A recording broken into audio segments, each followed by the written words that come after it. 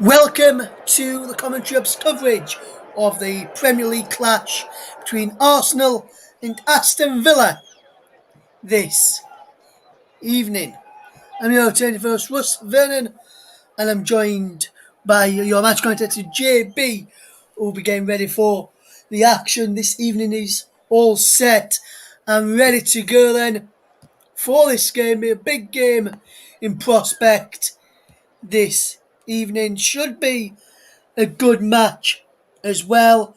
Just gone on air with around about 10 minutes to go until kick-off, and the Emirates is looking partially full. I can see on the monitor that I've got in front of me here in my studio. JB got one where he's based this evening. His studio got monitor with the similar sort of pictures to us, ready for the action to get underway very, very shortly. Should be a very good match, and hopefully we'll have some goals this evening, and hopefully one of the teams will go on to get the win. Earlier, if you missed it on the prediction show for this week, I'd just like to remind you that myself went for a 2-1 to the Arsenal. The person I'm up against this week, my friend and Leicester City fan, Braddock's, went for a 1-1 draw in this one. In the Premier League predictions here on the commentary, we're also we're also live, should I say, and we are alive as well. We are live across the Commentary Hub, Storm FM, Commentary Hub 2, JDAP Football, JB Sports. We're also on Twitter as well as the commentary live 1. You can follow us on Facebook at facebook.com/the commentary hub, and we're also live on my own personal Twitch account and also live on the commentary hub Twitch account as well. Before we hand over to your match commentator JB, just want to give a big shout out to my friend all the way in Australia. It is Bearded Twig, who tuned in across all the way in Australia to our coverage this evening, and he's just popped in via the Twitch chat this evening. Hopefully you're doing okay this evening, Bearded Twig. Thank you very much for tuning in. Or should I say, hope you're doing okay this morning for you over in Australia. And hopefully your followers and everyone else is listening along to the coverage while you're streaming tonight, listen along to our coverage, enjoys the coverage as well. I'll be your presenter for the evening. I'm going to hand over in a moment to your match commentator JB. Villa have lost the last 2 Premier League games in the season. Last time they lost 3 in a row is quite a while. Was back in June to July 2020, so not that long ago. Aston Villa have lost 3 of their 4 Premier League away games this season. Arsenal have scored 7 goals this season, the fewest after 8 league games since 86-87 under George Graham. Villa lost their last Premier League game 3-2 at home to Wolves last weekend. They had led 2-0 until the 80th minute. Arsenal fans will be hoping it's something similar. Villa have won the last 3 Premier League meetings with Arsenal, all accomplished in the game. All accomplished with a clean sheet as well. So very big news there. Each of the last 9 Premier League meetings between the sides, and the Emirates have seen 3 or more goals. Will it be the same again tonight? The teams just getting ready to go into the tunnel very, very shortly. In a couple of moments, we'll get ready to see the teams in the tunnel and the teams emerge from the tunnel ahead of kick-off. We're just getting ready for that action. And once we do, we'll get ready to hand over to JB. I can see the teams just emerging out just below me. The team's just getting ready to come out in a few moments. Just getting ready the last few minutes before we get ready for kick-off.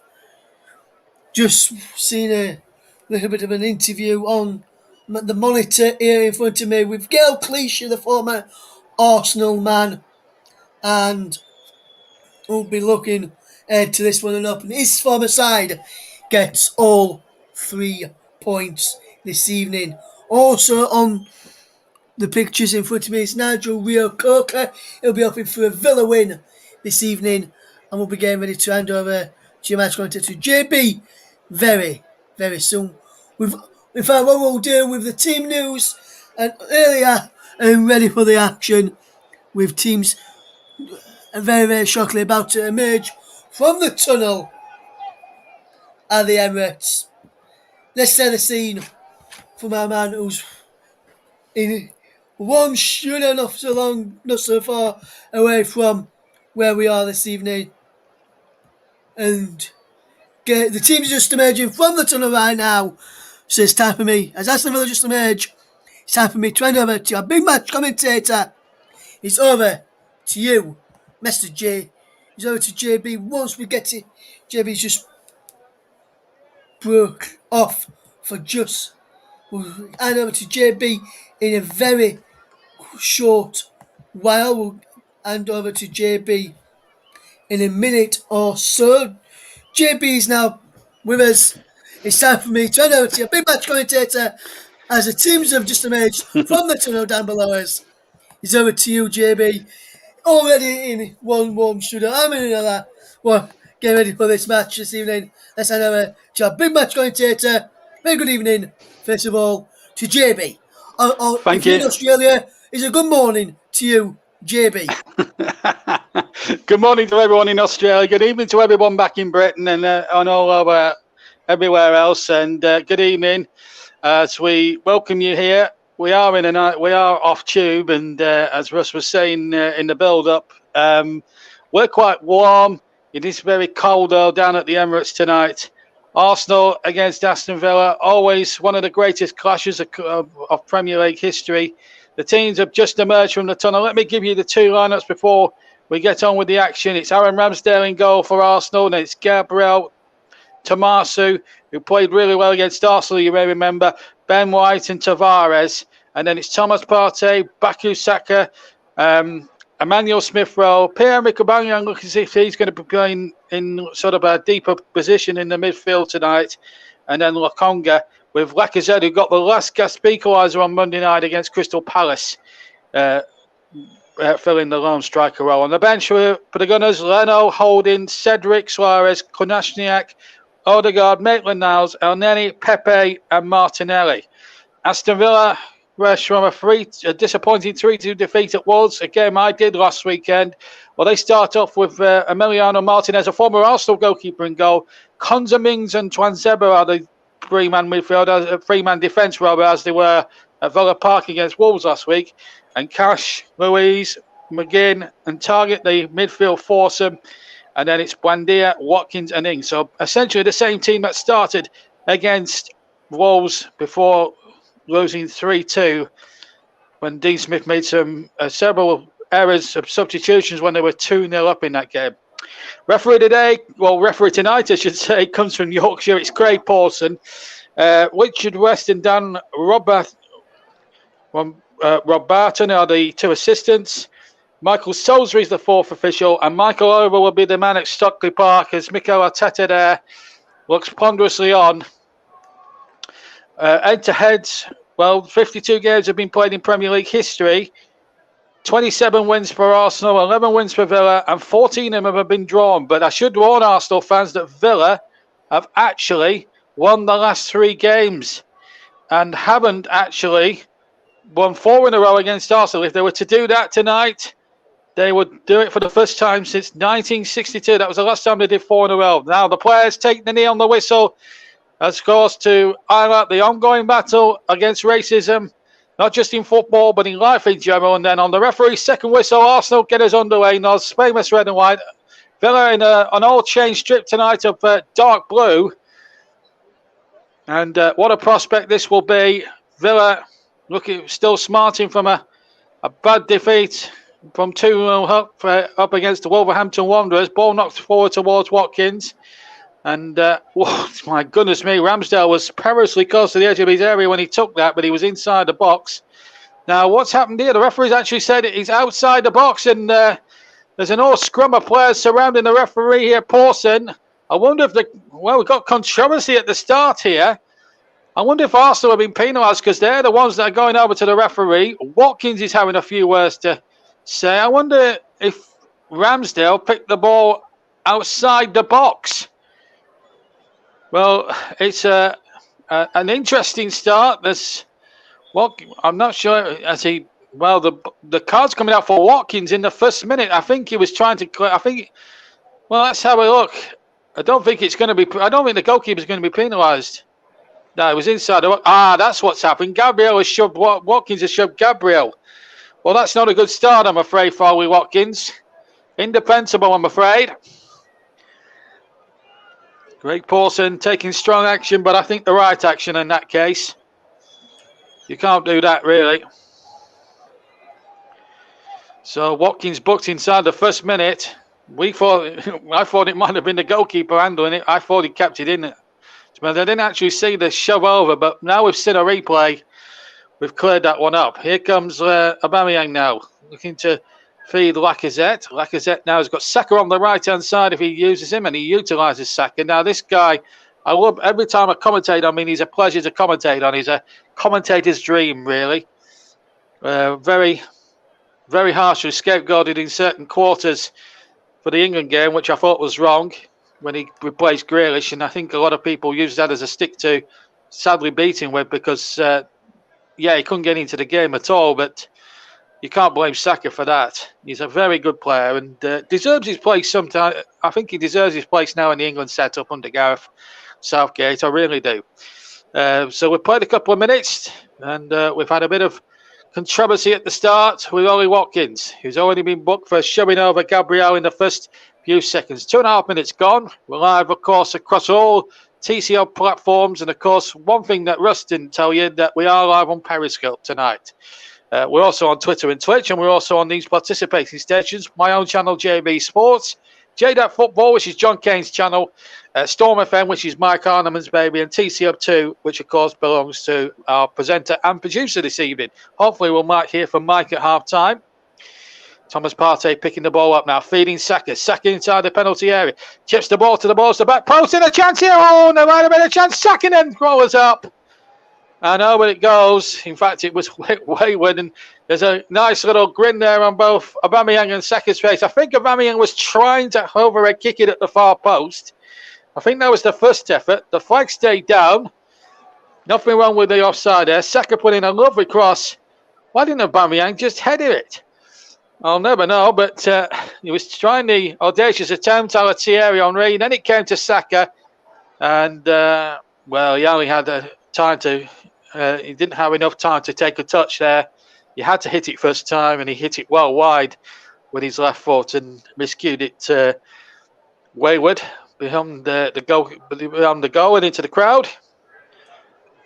But we've had a first real meaningful chance, and Arsenal now started to get on top. Villa, of course, have won their last 3 meetings, stretching over 2 seasons. Looking to make it 4 in a row. They haven't done that since 62. It's Aubameyang who shoots. Puts it well wide, and a goal kick it is. In fact, I'll correct myself there. It was Lokonga who made the run. Hard to tell with these positions of the Arsenal players. They do confuse you a little bit. Aubameyang was actually waiting in the centre. And it was Lokonga who had made the burst. I beg your pardon, as we come up to 5 minutes gone here. It's lovely to be here on a Friday night football. Remember, we got more Friday night football coming up on the 6th of next month. Of course, the first round of the FA Cup proper, and what great times we've got in store for you over that weekend on all platforms of the Commentary Hub. The first round in the FA Cup will have at least 4 or 5 ties spread over 3 days for you. That weekend will be focused on FA Cup first round action, where we feature some of the little known names of English football as they bid the non-leaguers, as they bid to win a place in the second round and potentially put themselves one round away, possibly against a money-spinning tie in January against one of the big boys. They could be playing Arsenal, they could be playing Aston Villa on their own ground. But anyway, on the weekend of the 6th, 7th and 8th, you'll hear all the action that matters from the first round in the FA Cup all live on the TC Hub and all the participating channels. Of course, we'll have delayed commentary tomorrow of the game between England women and Northern Ireland women with Nicholas Jones as well. So plenty of good stuff coming up in the next few weeks on the TC Hub. And of course, we'll be back with more Premier League action as well throughout the weekend. And of course, next weekend as well. No exception to the rule as well. Plenty of live football coming your way. And we've got some League Cup action in midweek as well, as Gabriel lays it off again. And the ball now is with Lakonga, gets the cross in from the left-hand side byline, and it's well taken by Martinez, the former goalkeeper of Arsenal. And Martinez is complaining about something, and again the players are surrounding Craig Pawson like flies here. Martinez complaining about something. I just literally turned away for a second. I wonder if Aubameyang tried to block it, maybe with a hand. I think that's what they're trying to make out. Of course, being off tube, it's very hard for me to read what the players are saying to Mr. Pawson right now. But Mings is, well, I can read what he's saying. He's saying why. And Aubameyang has actually been called over. Now, I wonder if he's going to book Aubameyang. No, he's going to let Aubameyang get away with it. Let's have a look what happened. Well, the ball wasn't in his hands. I think Aubameyang is actually quite entitled to... well, they've given Arsenal a free kick, but I'm very surprised that the referee's done that in a way, because I think if the ball's out of Martinez's hands, I think Aubameyang's quite entitled to go and stand there and block it. I've got to be honest. That was a bit of a poor decision there, and I think the Villa players, especially Tyrone Mings there, influenced the decision a bit somewhat there. Not very gracious, really, from Tyrone Mings, I have to say. Anyway, 7 and 3/4 minutes gone in the first half. I'm sure we'll get Mike Harneman's view on that at half-time if he's around. And we like to hear his reviews on Arsenal. But here's Aubameyang, but the referee stopped it. The ball's in the back of the net, but the referee's blown for an infringement. And Lacazette is furious. Well, already within 8 minutes, the referee has made 3 key decisions, and each time certain players have come up and really pestered the guy. Let's have a look, see whether there was a foul there. Well, in fact, that was more of a foul on the Arsenal player, and I think Lacazette's got every reason to feel a bit hard done by, because, look, I think the Villa defender there, Konza's got a fistful of shirt. Look at that. I think that's a pass. That should have been an Arsenal penalty, in my humble opinion. But the referee, Pawson, must have been in a better view than I, and said free-kick Villa. There's not many points tonight, the referee, it's got to be said. With 8 minutes gone here across all TCR platforms. Live alternate commentary on YouTube with the voice of YouTube commentary. That's me, JB, John Stuttard. Russ Burden, who's hosting, is in the presenter's chair in a nice warm studio. I'm doing my commentary off tube in a nice warm studio, but it's bitterly cold out there at the Emirates tonight, and it's a night for wrapping up warm as McGinn knocks the ball in towards the far post. Can Villa make something here? Ings is inside the penalty area that can't be found, and it's nodded behind away for a corner kick for Villa on the far side. Danny Ings, who's really come to prominence, has scored 3 goals this season in the league, plus a couple of extras, plus other goals as well. John McGinn, who scored a beauty against Wolves last week, will take the corner from the far side. His corner kick prowess is nothing short of phenomenal from the Scot as he sends that in there. There was another bit of wrestling match going on in the centre penalty area. The goalkeeper, Ramsdale's got it. Don't think the referee wanted to know about what was going on there as regards the jostling and pushing. Anyway, here's Saka now on the side, looking to take on his man Konza, and or Tranzeba, I should say. And now here they come out the Arsenal. Partey now to Smith Rowe. Good football this from Arsenal. Aubameyang is waiting in the centre. So too is Saka and Lacazette. It's a corner kick conceded by Matt Targett. So a corner it is to Arsenal. They get another opportunity to show their prowess. And it came from an Aston Villa corner, and it came out towards Lakonga, who got the cross in. And it wasn't a particularly good cross, which has got Arsenal this corner, actually, to be fair. Just after that sounds. Saka to take it far side.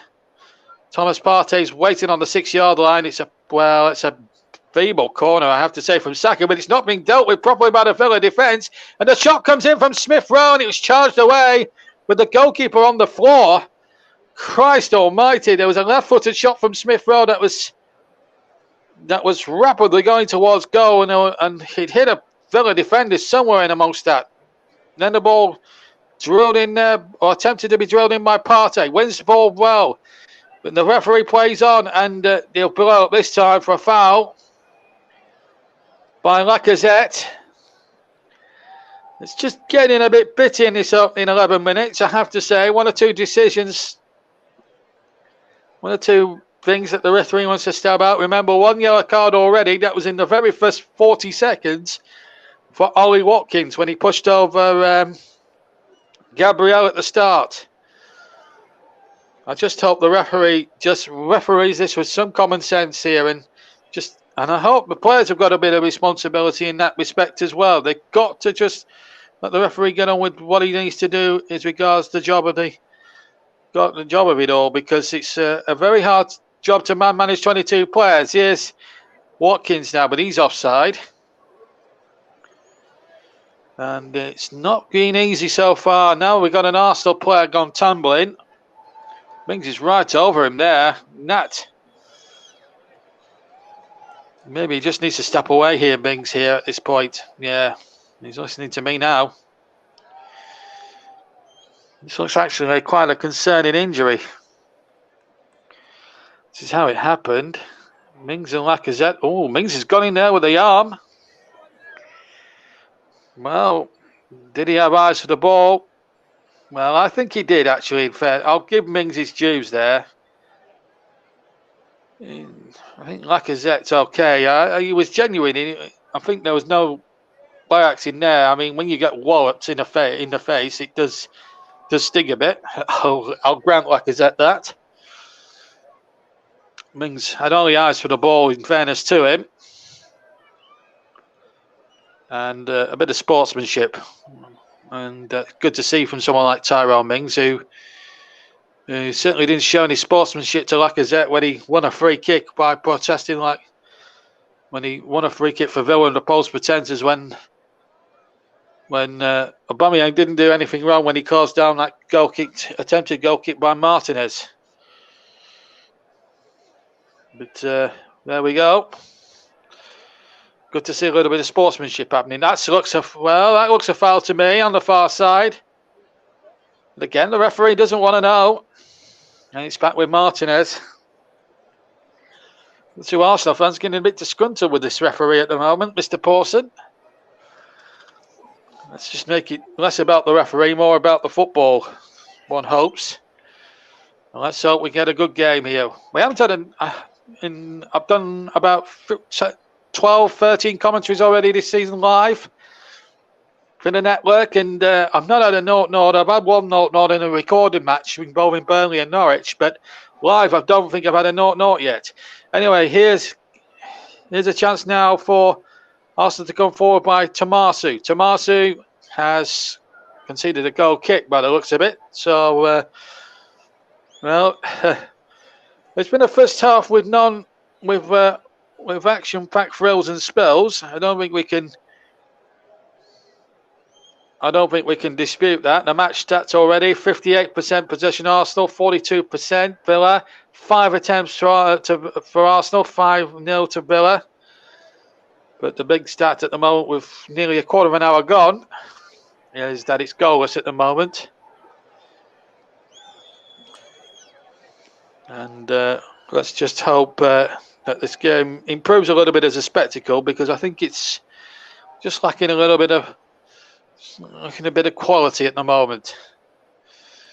A lot of bitty 50-50 balls there. That's a fair challenge by Lacazette. Play on, says the referee, and this is where the referee needs to take responsibility and let the game flow within reason. Header forward by Partey, and then offside.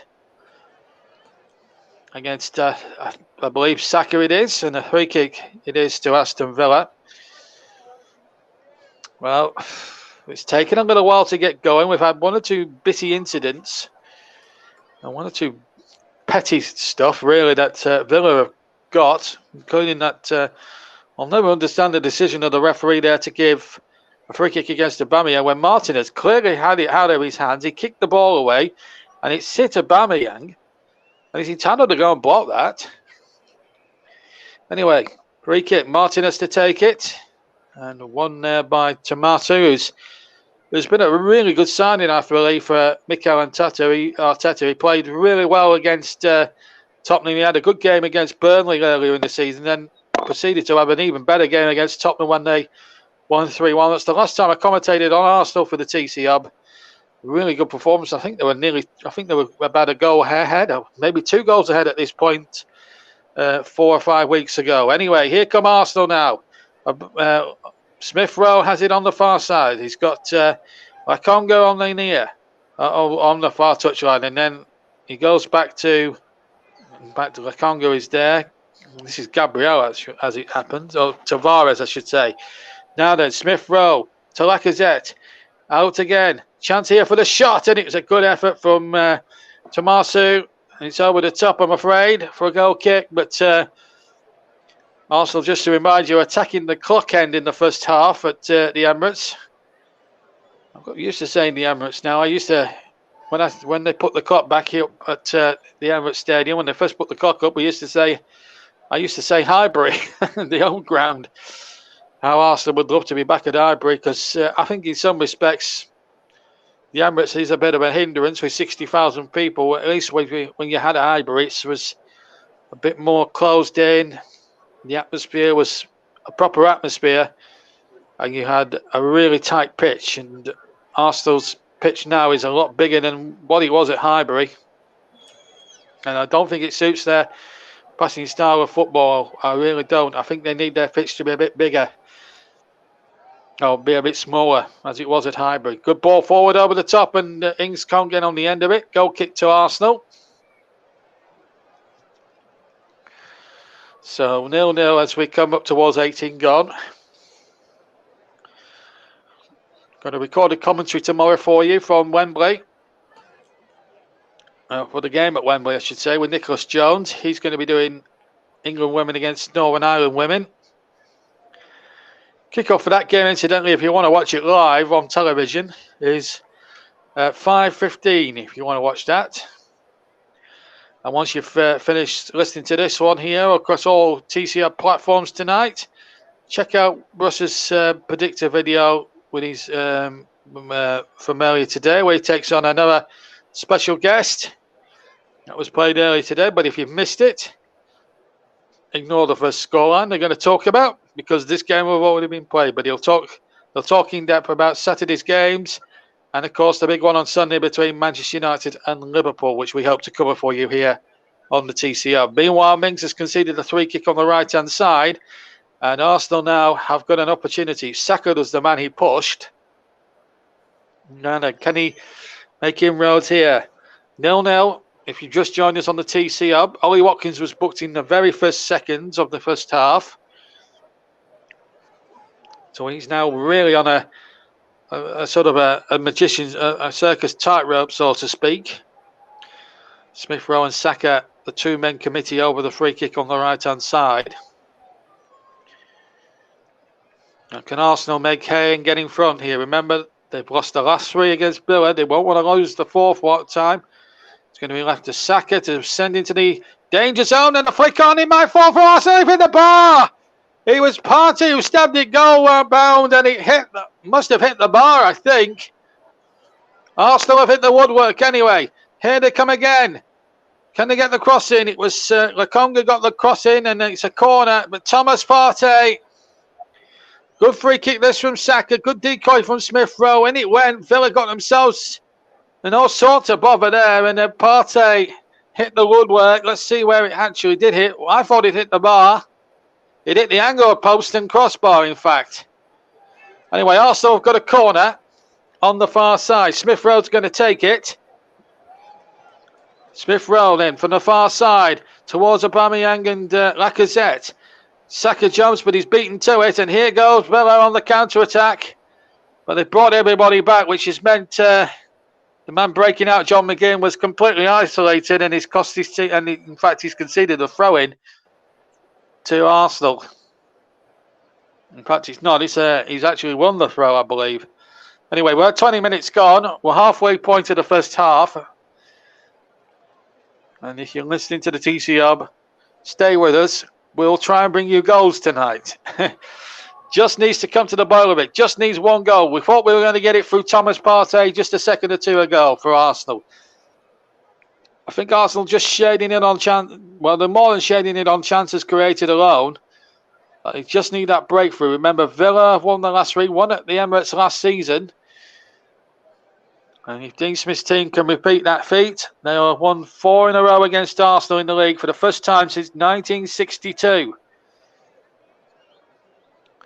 So a very long time ago, that was the likes of when McFarlane and people like that were playing for Villa in those days, before they had their barren spell in the old third division. The shot comes in and it deflects. And wide of the target from Lakonga. Gets the ball here from Smith Rowe, cuts in from the left-hand side. And it hits Konza, hits the stanchion. Corner it is. Craig Shakespeare to the right of Dean Smith, I'm seeing there. In fact, it was Tavares, in fact, who made the break. Smith Rowe is taking the corner towards the near post, flicked on, and it's gone in! And Thomas Partey, having hit the post a few moments ago, has finally made the breakthrough. The header going in from the near post and beating the former Arsenal keeper Martinez into the right-hand corner.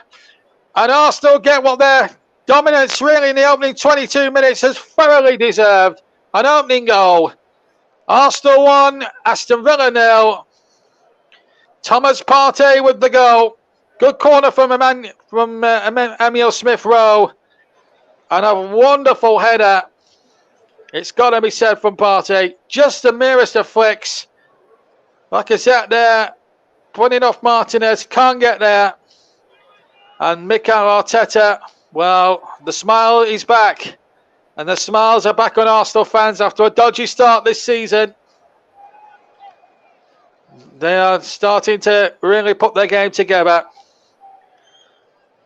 Arsenal 1, Aston Villa 0. They struggled a bit against Crystal Palace, of course. Palace, when you look at the game on Monday night against Crystal Palace here at the Emirates,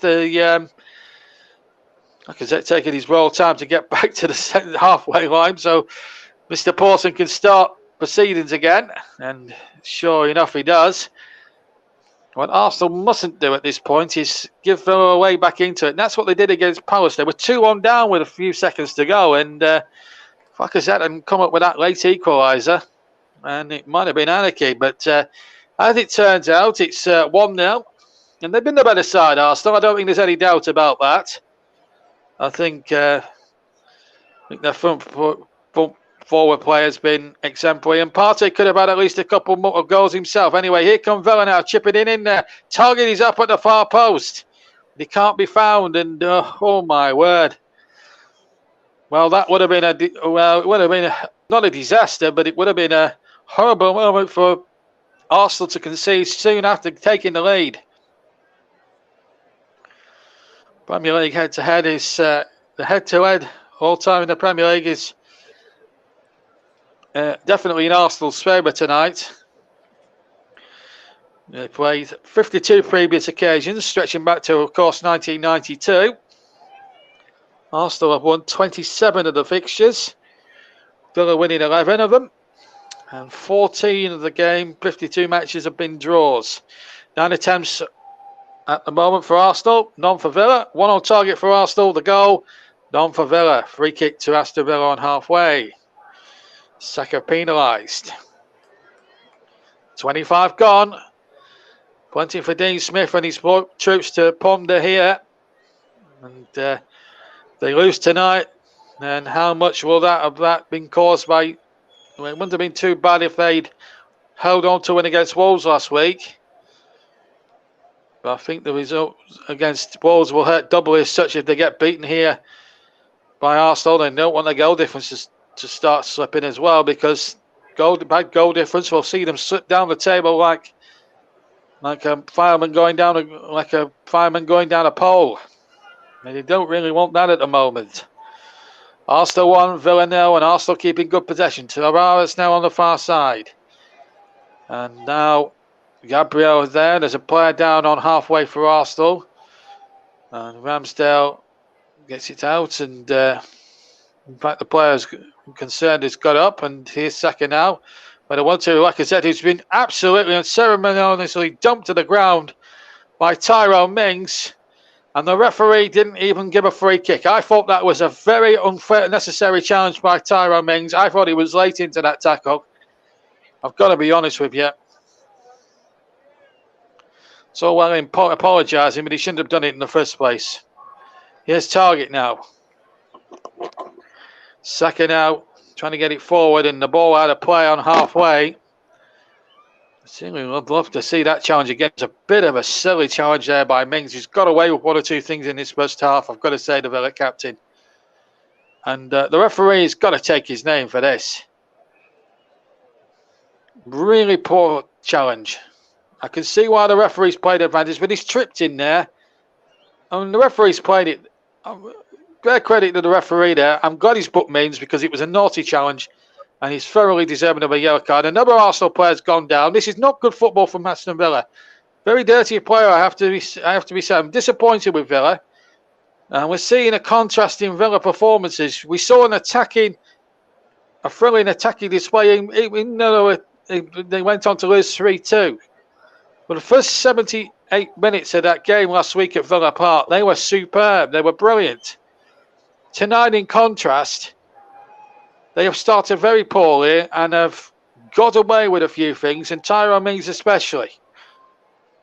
I rate Mings as a good defender, but at the moment he's not exactly proven to be England standard at the moment. Anyway, here come Villa now with McGinn. They need to get McGinn on the ball a bit more now. Here's Mings. He needs to buck up his ideas in a footballing sense right now. Hasn't had his finest game. He's not let Villa down much this season. Here's Mings again, the England international. Can he find Matt Target now? Target gets the ball forward. We'll talk about the win probability. 74% Arsenal, 7% Villa. Well, that just shows you what you need to know. 19% probability to draw. But Arsenal looking so good, you can't see the game being drawn. Saka trying to play the ball forward, and Swanzeba got back there to deny Tamasu going forward. Oh, a lovely lightning attack, Arsenal counter-attack there, and the ball was well challenged for. It's a Villa. It's an Arsenal throw-in, rather. What does Shakespeare and Smith do here?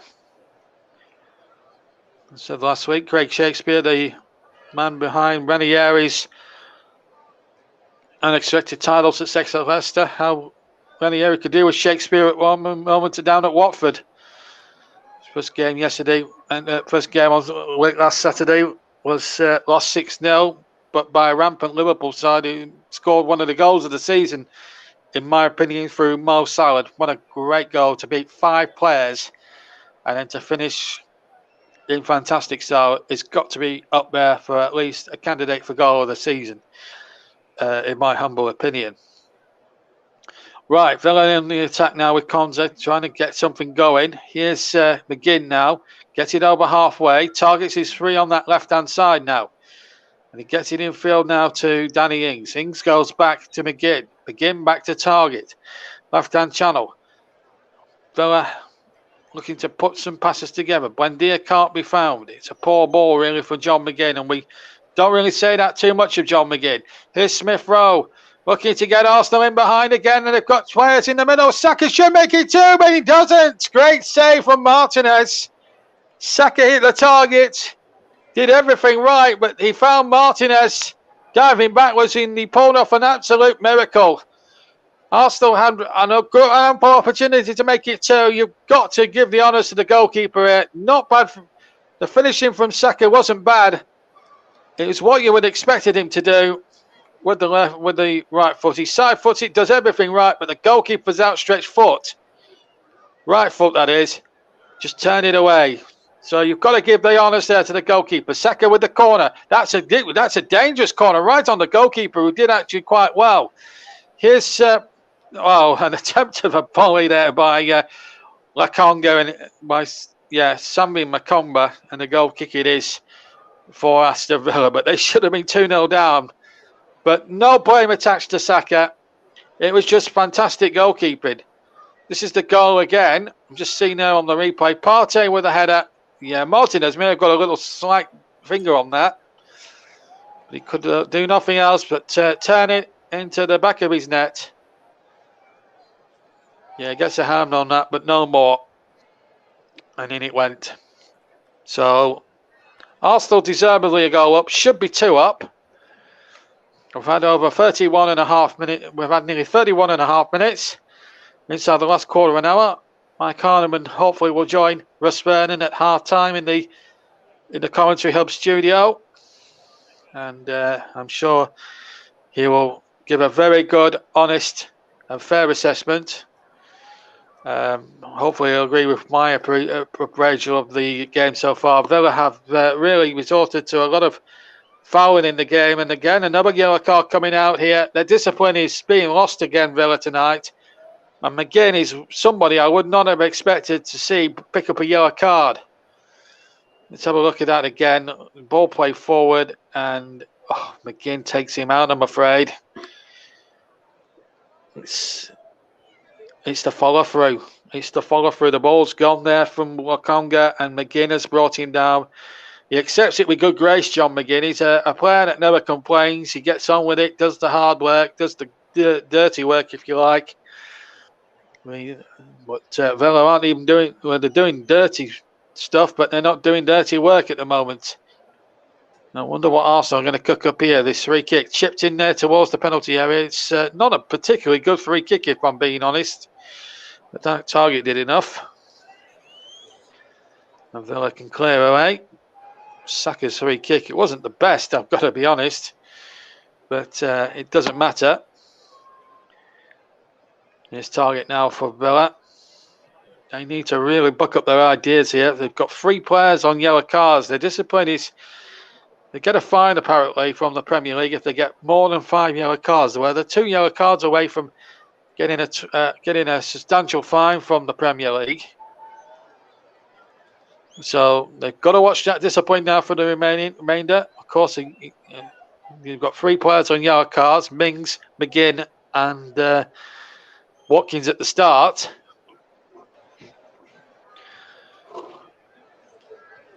And Arsenal at the moment, it's Arsenal's to lose essentially here. They're in very good control. They've not really given Villa a sniff at goal. But Villa haven't had one single attempt at goal in the first half, which from a neutral point of view has been very disappointing. But then again, we've seen some very good Arsenal play, although Partey, the goal scorer, is giving it away now. Can Villa try and make something of it? They can't at this stage. Lacazette's taking a much more deeper role, so it means Saka's the furthest man forward as Aubameyang whips his man. Can he get to the byline? Good challenge there by Konza. Nothing wrong with that one this time as we come up towards the last 11 minutes plus injury time at the end of the first half. Arsenal 1 up, should be 2 up, but are looking very domineering. Villa have not even had a sniff in the 4.5 minutes that we've been playing. Very disappointed with Villa's performance so far. I expected an awful lot better from them, considering their good record against Arsenal. Last 3 won, bidding to make it 4 in a row. They haven't beaten Arsenal 4 times in a row, as I say, since 1962. And at the moment, they're nowhere near doing that. Arsenal well on top in this game. Smith Rowe back to Tavares, then Smith Rowe again. Infield it goes to Lakonga. Lakonga now has got Tavares away on the far side. This is Tavares. Aubameyang sprinting like Linford Christie in the middle, but Arsenal content to go backwards here and try and play through the lines if they can. Shot comes in. It was Saka's shot. And it was an easy save. In fact, it wasn't. It was Lakonga, in fact, sorry. Not Saka, although he did go further forward. But straight down Martinez's throat in any case. The two of the Arsenal players do look the same in terms of haircut and what they look like. So it does make identification that little bit difficult. But mind you, if you're covering an Arsenal game and they're playing some really good football, playing some nice champagne football, I don't think any commentator who's worth his soul would complain about commentating on them that much, because they are a very, very good side to watch and admire in every conceivable way. They are one of the entertainers of the Premier League. I don't think there's any doubt about that. They're a good side. And also defensively tonight, I've been very impressed with Arsenal so far, because they've only offered Villa a sniff, although Villa have won a free kick here with 10 minutes of the first half remaining here. You're live here. You're listening to Aston Villa against Arsenal against Aston Villa. 1-0 to Arsenal if you've just joined us. Thomas Partey with the goal. Oh, we're just shy of half an hour played, or just before the half-hour mark. 25 gone when the goal came. And before then, Partey had hit the bar as well, the angle of post and bar. Free kick to Villa. And that's a very poor one and headed away very easily there by Tomasu, and then knocked away into touch for a throw into Villa. And you're listening to this alternate commentary on the TC Hub, JB Sports, JBack Football, Storm FM, and TC Hub 2. We're also live on Periscope, Twitter, and Twitch. And of course, I'll stream it out for this season, and I forgot to mention them again. Sorry, Melanap. I'm sorry it's taken 36 minutes for me to mention your partnership with us this season. But check out the Melanap anyway. They're our streaming partners for the season.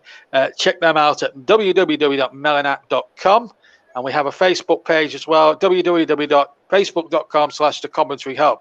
Here's Tomasu now to Saka on the right-hand side here. Arsenal leading 1-0, remember. And Saka takes on the defenders. Keeps the ball really well. Done well this first half, Saka. So too is Partey. And there's a chance for Tavares trying to steer one in from the left-hand side. And left of the penalty area. But well wide. But still gets a seal of approval from Mr. Arteta. Dean Smith and Craig Shakespeare look on ashen face and what do we do here? What do we do to stem Arsenal? And then when we do that, how do we get a shot at goal? Because Arsenal have had 11 shots and Villa have had nothing in terms of attempts this first half. It's been a really feeble Villa performance, but then again, Arsenal have done well in a lot of the game. I think defensively they've looked sound, and when they've attacked, they do have a threat to them. Especially Thomas Partey, certainly from set pieces. He hit the post and then scored a few seconds later from a header from the corner. But it's Metikash now to take the throw in. Hasn't got the luxury of towels as he would have usually at Villa Park. Take the long throw in, Donnell Furlong style into the penalty area from the right-hand channel, the far side as we look. Cash throws it in. Doesn't get a much trajectory on that throw as he would have done it with a towel wipe at Villa Park. They don't have towels at the Emirates, I'm sorry to say, and they're not going to provide the opposition with towels. I doubt very much. So Cash is going to he's going to do it all by himself, and it's very difficult when you've got that in your armoury. I don't think it's effective on their travels. It is one or two empty seats I can see on the far side at the Emirates Stadium. Of course, ticket prices these days for Premier League are scandalously high. You could pay anything up between £40 and £50 a ticket, and to the average working Joe, wherever they are in the country, it's a lot of money to fork out. Football's selling its soul to the prawn sandwich brigade, and it's not something I want to see. Anyway, Tavares now for Arsenal. There, tell you what, if you're unusual, paid 30, 40 quid for a ticket, you're being entertained here because Arsenal are playing some nice stuff here. Aubameyang, that's just a little bit unfortunate there. He tried to chip the ball forward, and the Villa defender read it very well, Konza, and did exactly the right thing. Konza in possession now for Villa. 1-0 down, and really, they haven't offered that much in terms of attacking intent. And Dean Smith's got to change something at half-time, I think. Now, they've got to keep it at 1 if they can. And if they can't, well, it could well be a long old evening for them. I'm sorry to say for Villa fans, but you never know in this game. It's can swing and roundabouts a little bit. But I'm sure Dean Smith will have seen videos of the Arsenal performance on Monday night, and will still have faith in his side to turn this one around with 5 minutes plus stoppage time to go in the first half. They're chasing an evening, really, from Villa's point of view, but they're still in the game at 1-0. And if they're getting at 1-0 down at half time, but you never know. They might even equalise before then. You never know in this game. As one Jimmy Greaves used to say, football's a funny old game. Ball not forward towards Watkins, but he's got to watch his step, of course. Him and Gabriel have had a bit of a set to before, right at the start. So we're inside the last 4 minutes with stoppage time. We'll hopefully get Mike Harneman's appraisal of how things have gone at the end of the first half. Of course, Mike's a very big Arsenal fan. He's a commentator by his own steam. He was commentating on the match on Monday night, and he was so tired at the end of the commentary, he decided to end the programme there and then before at the full-time whistle, such as the frenetic nature of the finish to the game on Monday. And I hope you're enjoying our coverage, everybody, wherever you're listening to us from. Of course, nice to have a few people supporting us from down in the old Australian. And a great good morning to those down under, of course. Early morning up down in Aussie right now. And it's definitely even here in the UK, where we're broadcasting from. Here's Buendia now up towards Watkins. Ings is the furthest man forward, but it's Louise having to stab that back to Mings. He's one of 3 Villa players who are carrying yellow cards. The other 2 being McGinn and Watkins. Ball down that side. Buendia now. He's got Watkins and Ings in the middle, and he can't pick any of them out. And Aaron Ramsdale, who I have to say has really impressed me as Arsenal's goalkeeper since joining from the club. There was a lot of Arsenal fans actually, saying, why have we bought a guy that's been relegated twice with 2 different clubs? He was relegated, of course, with Bournemouth the year before last, and then last season with Sheffield United. Well, there's a good reason.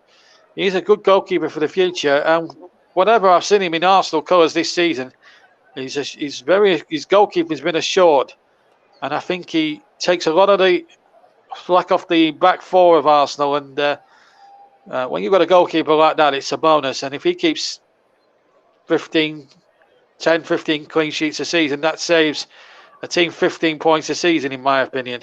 Certainly an established member now, in my opinion, of Gareth Southgate's England squad, but for sure. And I wouldn't be I'll be amazed if he's not on the plane to Qatar as backup for pick for next season. Anyway, here's Lacazette forward, and good challenge there by Chuanzaba, who's been fouled in the process.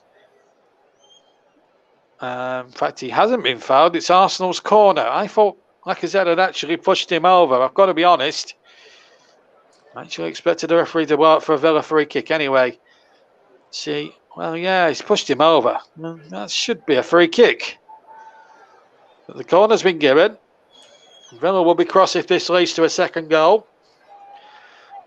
Villa have had 1 corner. Arsenal now on their 5th. We're inside the last minute of the first half. Second to take from the right-hand side.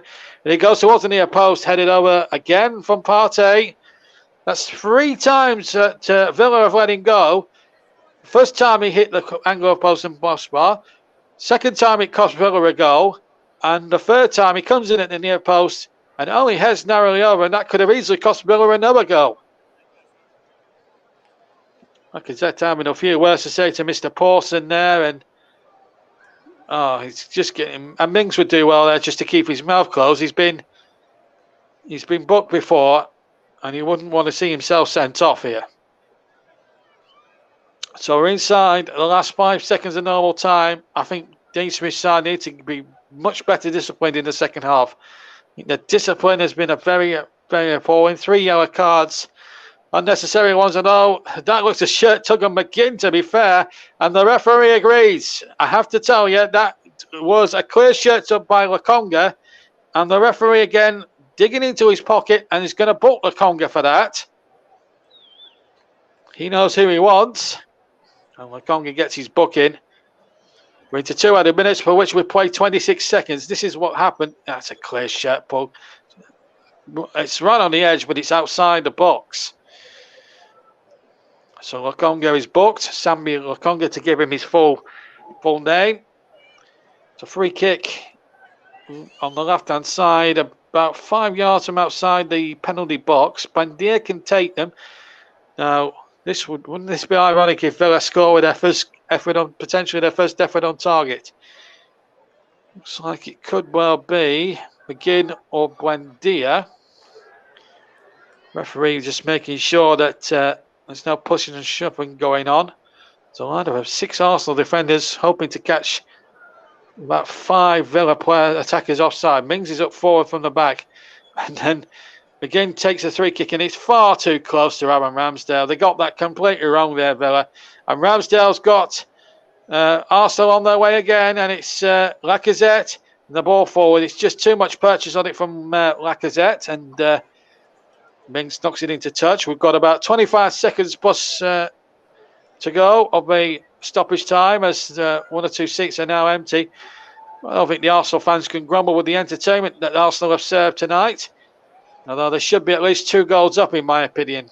Anyway, here come Arsenal again. Crossing from the left-hand side. Lacazette leaves it. Comes to Saka on the edge. Played the ball in. Lacazette goes down. Referee's not interested. Had a good long look at the referee, and his body language told me that he wasn't going to give it. Although Lacazette is still in a heap on the floor. We've played the 2 minutes. Ball forward, but it's Ramsdale's ball. And he throws the ball out. We've played 12 seconds over the 2. And we're still playing on here at the Emirates at the end of the first half. Arsenal leading through Thomas Partey's goal. Should have had another one before that when he hit the angle of post and bar.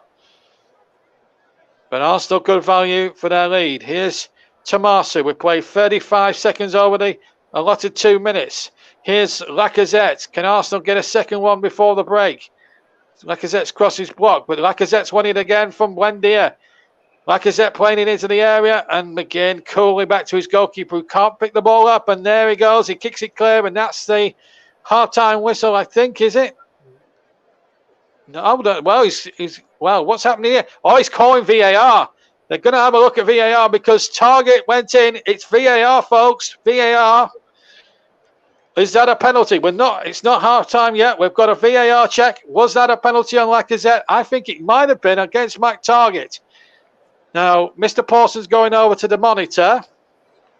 He's going to have a look. He's shooing the player. He's telling the players, go away. Let me have a look. Let me have a look at the monitor. Let's have a look. Now, that looks very much like a tackle from behind. I'm going to wager a guess here. I think that could well be a penalty. We're still way over the 2 minutes at the end. Target could be in trouble if it's a penalty.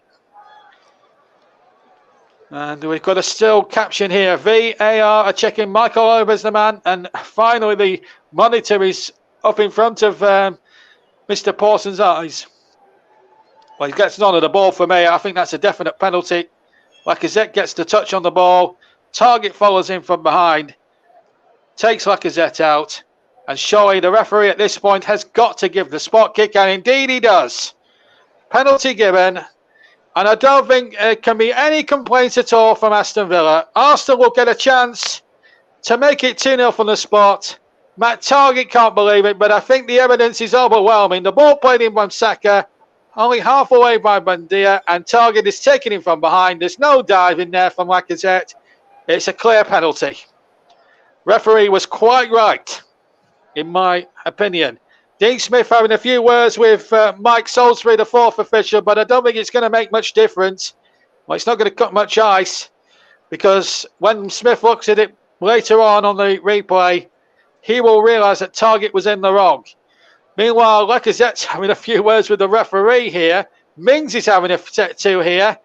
And I think Mings would do well just to shut up at this point and just let the kick be taken here. Martinez is not on his line. Referee's shooing him onto his line. And he can't move off it now until the ball has been kicked. And Tyrone Mings now has got to stop encroaching and let Aubameyang get on with this. So we've played, 6 minutes, almost over the 2 minutes. It's all happened here towards the end of the first half. Arsenal's 1 up and in control. Can they make it 2 with possibly the last kick of the first half? Aubameyang will run up and no doubt strike it right-footed. He comes up, strikes it right-footed, and he's saved. But he's been turned in on the rebound. Aubameyang getting in at the second attempt, and Arsenal do have their 2-goal lead. Martinez is frustrated. He made a great save diving away to his right, but he could only parry it into the path of Aubameyang, who will cobble those rebounds up with pure delight. And Arsenal have their 2-goal buffer. And I have to say, when you look at it, objectively, and you look at the way the game's gone, I don't think many people will argue that Arsenal deserve to be 2 up, because they do. They've been much the better team. You've got to give credit there to Martinez. He's made a couple of really nice saves in this first half, but there was little he could do with the rebound. And Arsenal now, surely now, will take a 2-goal lead going into half-time, and good positive chat, I would think, between Mike and Russ at half-time if Mike is in the studio. Well, we've certainly had a lot to talk about, haven't we, folks? But I think on the call line today, when Dean Smith looks back at the incident again, I think the referee came to the right conclusion via VAR, and there goes the half-time whistle. Talking points are plenty, but I think we can all agree, though, that the better team are winning. Thomas Partey scored midway through the first half, and then we had 2 other minutes, and maybe Dean Smith will point out that you played on more than that. But having said that, Target conceded a penalty, which initially wasn't given by referee Paulson, but having checked with VAR, they came to the right conclusions. Aubameyang had his first effort brilliantly saved by Martinez. Dean Smith is having a few strong words to say to Mr. Paulson at half-time as they make their way down the tunnel.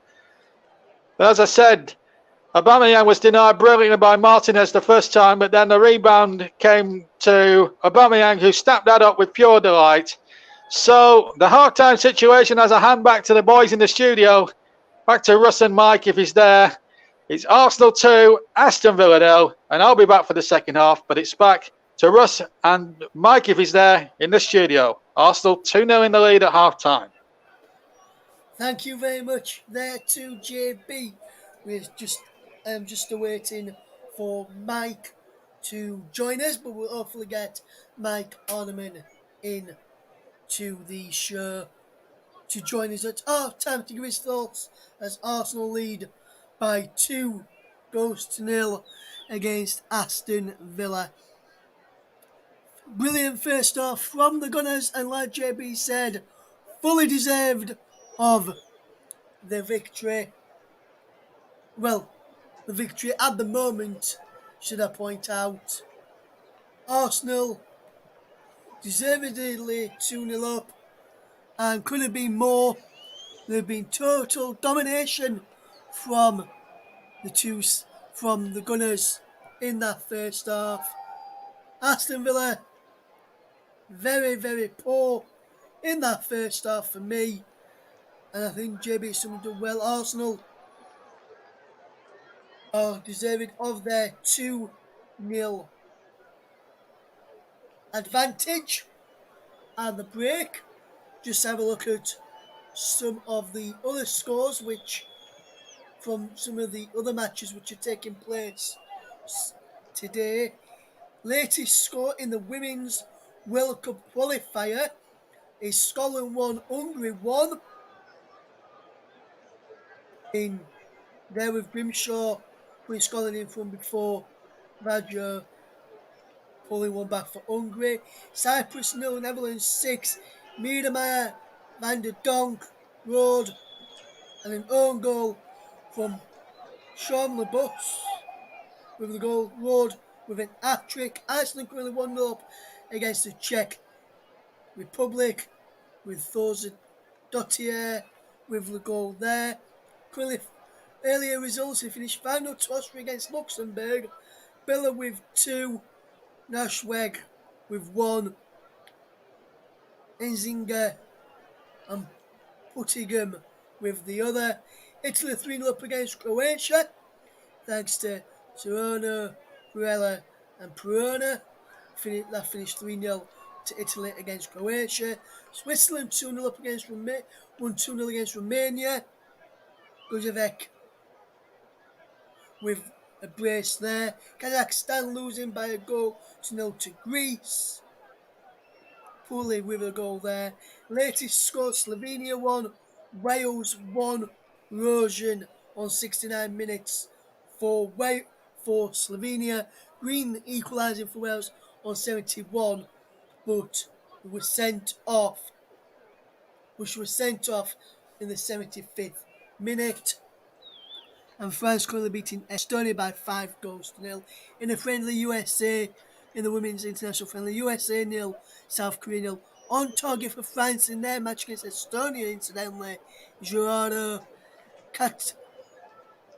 Katoto, Periset, Cascarino, and Toletti as well. In La Liga, Osasuna are beating Granada by a goal to 0 at Villa of 45 minutes. Mainz screwing 3-0 up against Augsburg on Swallow, Bell, and Berget with the goals, all in the first half there. In Serie A, Torino beat Genoa by 3-2. Sampdoria 2-0 up against Spezia. The match between St Etienne and Angers has been delayed in the 55th minute of that match. And we'll get Mike in a moment on Arsenal, but that's been delayed. At this moment in time is the match between St Etienne and Angers in Ligue 1 in France. And I'll just let you know what the score is in that one as it stands with the match delayed of 55 minutes. Currently nil is, in fact, the game has only just kicked off. It was match delayed by 55 minutes. So that game has only just started. Should have started at 8 o'clock. Only just starting now. And delighted to welcome to the commentary coverage today of the match between Arsenal and Aston Villa is Arsenal fan Mike Arneman and another contributor to the commentary. But Mike, first and foremost, how are you doing, my friend? You okay? Yeah, good, thank you. Yeah, really impressed with that first half. I think we've been the dominant side. Started off really full of intent on the front foot and thoroughly deserving of the 2-goal lead. To be honest, it probably should be more. Yes, that's JB said, man, during the commentary. Arsenal should have been more than just the 2-0 up at the break, obviously, and I tend to agree with him. Good first half from the Gunners, could be at least 4 or 5-0 up by now, and I was just going to say, if he was 4 or 5-0, you couldn't really argue with that scoreline, Mike, if he was by 4, if Arsenal were by, say, 4, maybe 5 goals at the break, could you, mate? No, 100%. Obviously, we've got the 2 goals already. We've had other chances as well. Thomas Partey hitting the post. Of course, Aubameyang scoring early on as well, which was, of course, flagged for the foul by Lacazette, which I personally didn't think was a foul. So then, you kind of got to carry on in case it goes to VAR or whatever. But potentially, I think that was soft. And then Thomas Partey had the header from the corner. So there's certainly 4 or 5 chances there, and limiting Aston Villa to next to nothing as well. So really good performance. Liking the look of Tavares on the left, liking the look of Partey and Lokonga in midfield. They're playing really well and controlling the game. And yeah, really strong performance so far. Yes, as you say, Mike, really strong performance from Arsenal so far. You mentioned a few of the key players from the Arsenal side just a moment or two ago. If I were to put you on the spot, Mike, and just say to you, man of the match so far for Arsenal, obviously it's probably going to be a very odd choice at this moment in time with so many players playing really, really well. If there was anyone who you could pick out as man of the match so far for Arsenal, Mike, who would it be and why? It's difficult because Lacazette's working hard. You can see he's obviously won the penalty as well. He's been involved in other chances, so he's put in a really strong performance so far as well. So you can look at him, you can look at Tavares, you can look at Lokonga, Thomas Partey, Tommy Asu, Ben White, Gabriel. The whole defence have done nothing wrong. Smith Rowe's looking bright and lively as he always does. But for me, I think everything's happening down that left side. So, on first half performance, I'd say Nuno Tavares so far. Yes, Tavares has done really, really well, Mike. What I've been impressed with him is how he's getting up quick and supporting Saka when he's been on attacks. Have you been impressed with how quick he's got forward and supported Saka in that first half, Mike? This this evening, mate, or this morning if you because you're going out to some people in Australia as well. So, are you pleased with how he's played so far in that first half, so to speak? Yeah, 100%. Of course, he's come in for Kieran Tierney as well, remember? And Kieran Tierney's not in the squad today. So obviously straight away, there's a bit of pressure on him, but it doesn't faze him. I've seen in plenty of games, friendlies and other games that he's been involved in, that the pressure doesn't faze him. He's a young guy that is, he thrives, and he's really thrived in that first half as well. So, yeah, really impressed with him so far, and hopefully he can continue it on in the second half as well.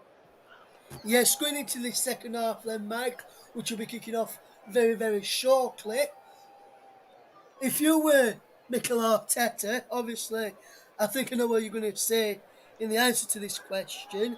If you were to change anyone and make a substitution at half time, who would it be? Or would you keep it the same for the first, say, 5-10 minutes if you can get an extra goal and then look to make changes? Or would you make changes now, Mike, going into the Leeds game next Tuesday in the Carabao Cup? Yeah, there's no reason to make changes at the moment. I think the changes will come in midweek. I think, the game against AFC Wimbledon was a strong team. And I do think Arsenal will go strong again on Tuesday. But I do think that, the Leeds game will be where the changes come.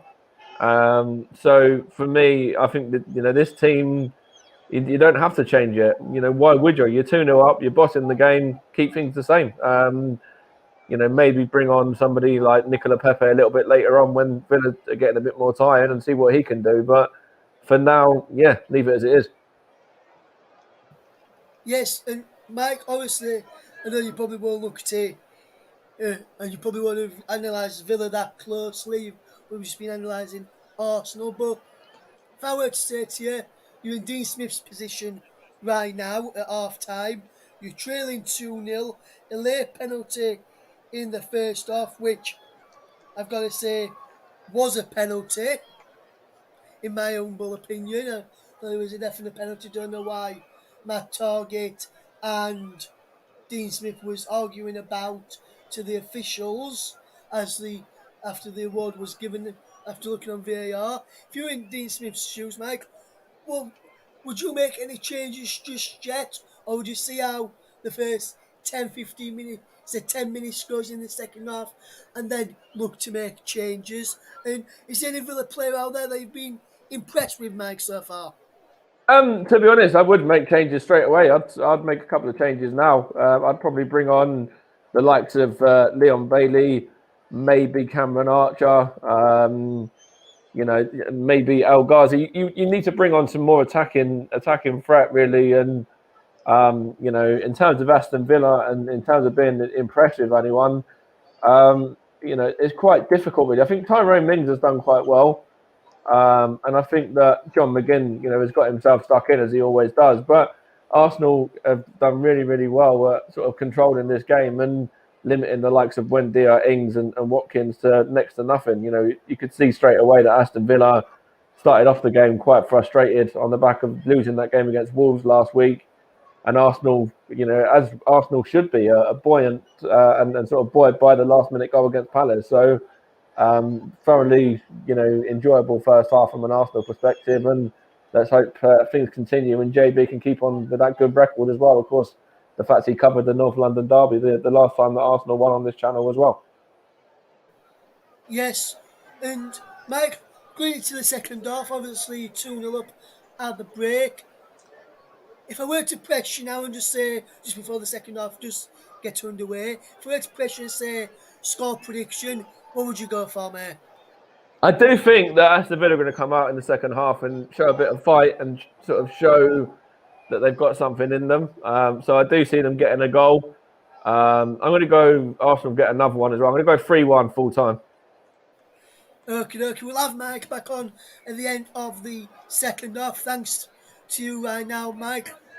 We'll be back with him at the start or end of the second half. These teams are just emerging from the tunnel right now, and it looks as though Aston Villa will make a substitution at the break to find out who's coming on and who's going off for Villa, along with how the second half pans out. It's time for me to hand over to our big match commentator.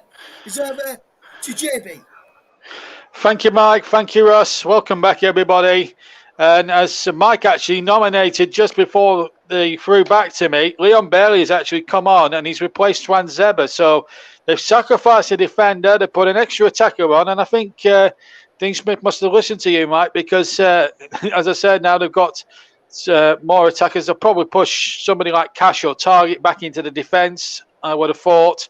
But Leon Bailey does give you that bit of pace, and I watched him the last time I saw Leon Bailey for the TC Hub.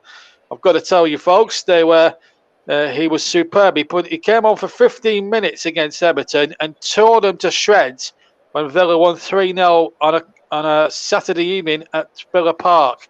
So you never know, but at the moment, Arsenal looking good value and no pressure, Mike. I'll see what I can do as regards the second half of your side. But don't blame me if it all goes wrong. But Aston Villa had a 2-goal lead at this point last week against Wolves. And Mings here is time wasting. I mean, if he's not careful, he will get himself booked. Second time, and he will be off. Arsenal get a throw. Arsenal will change from the first half. I'll run through all the sides in a second when we get a break in play. And just to let you know what's going on as the ball is not forward. And here's Leon Bailey getting his first touch. Has to go back there to Konza, who gets it back to the goalkeeper. Right.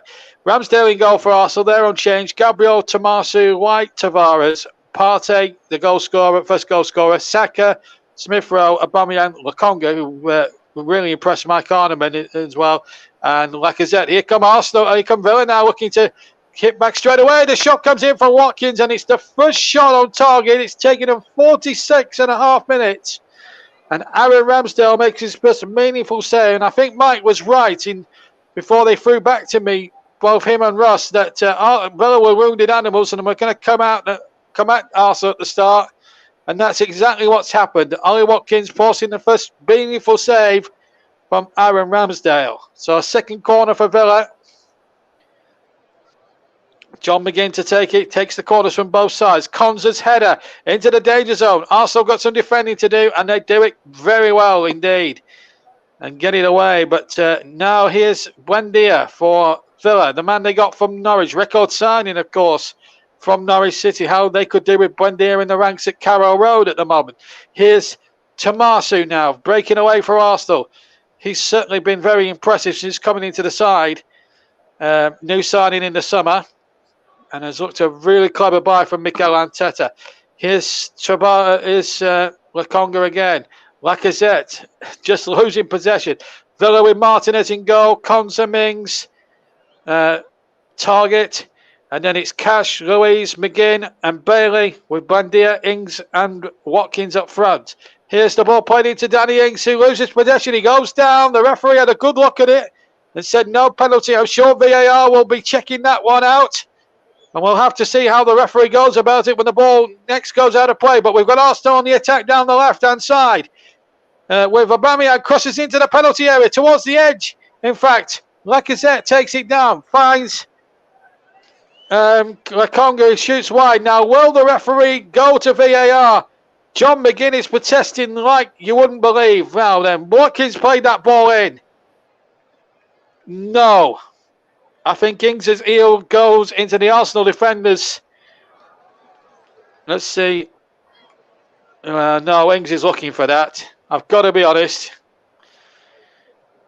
And I'm a Burnley fan, and I hold Danny Ings in high regard. But I'm sorry, that is not a penalty. I've looked at 2 replays, and I'm not convinced.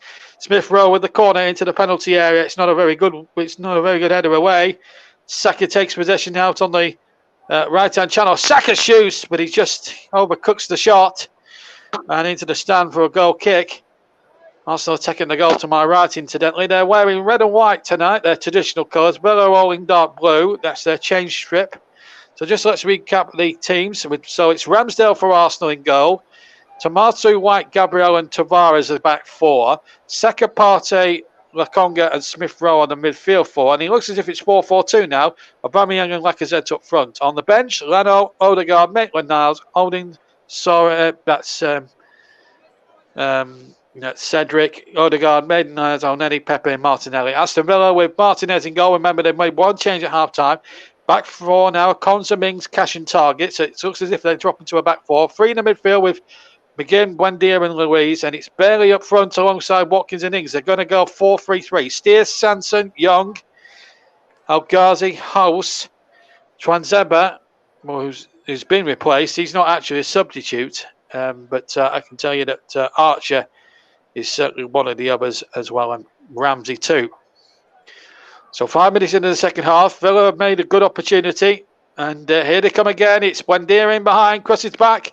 Here's a chance inside the area, and Ings can't get it out. To speak, does get the shot in, but it comes to McGinn, who can't hit him. McGinn hits it, and it hits a defender.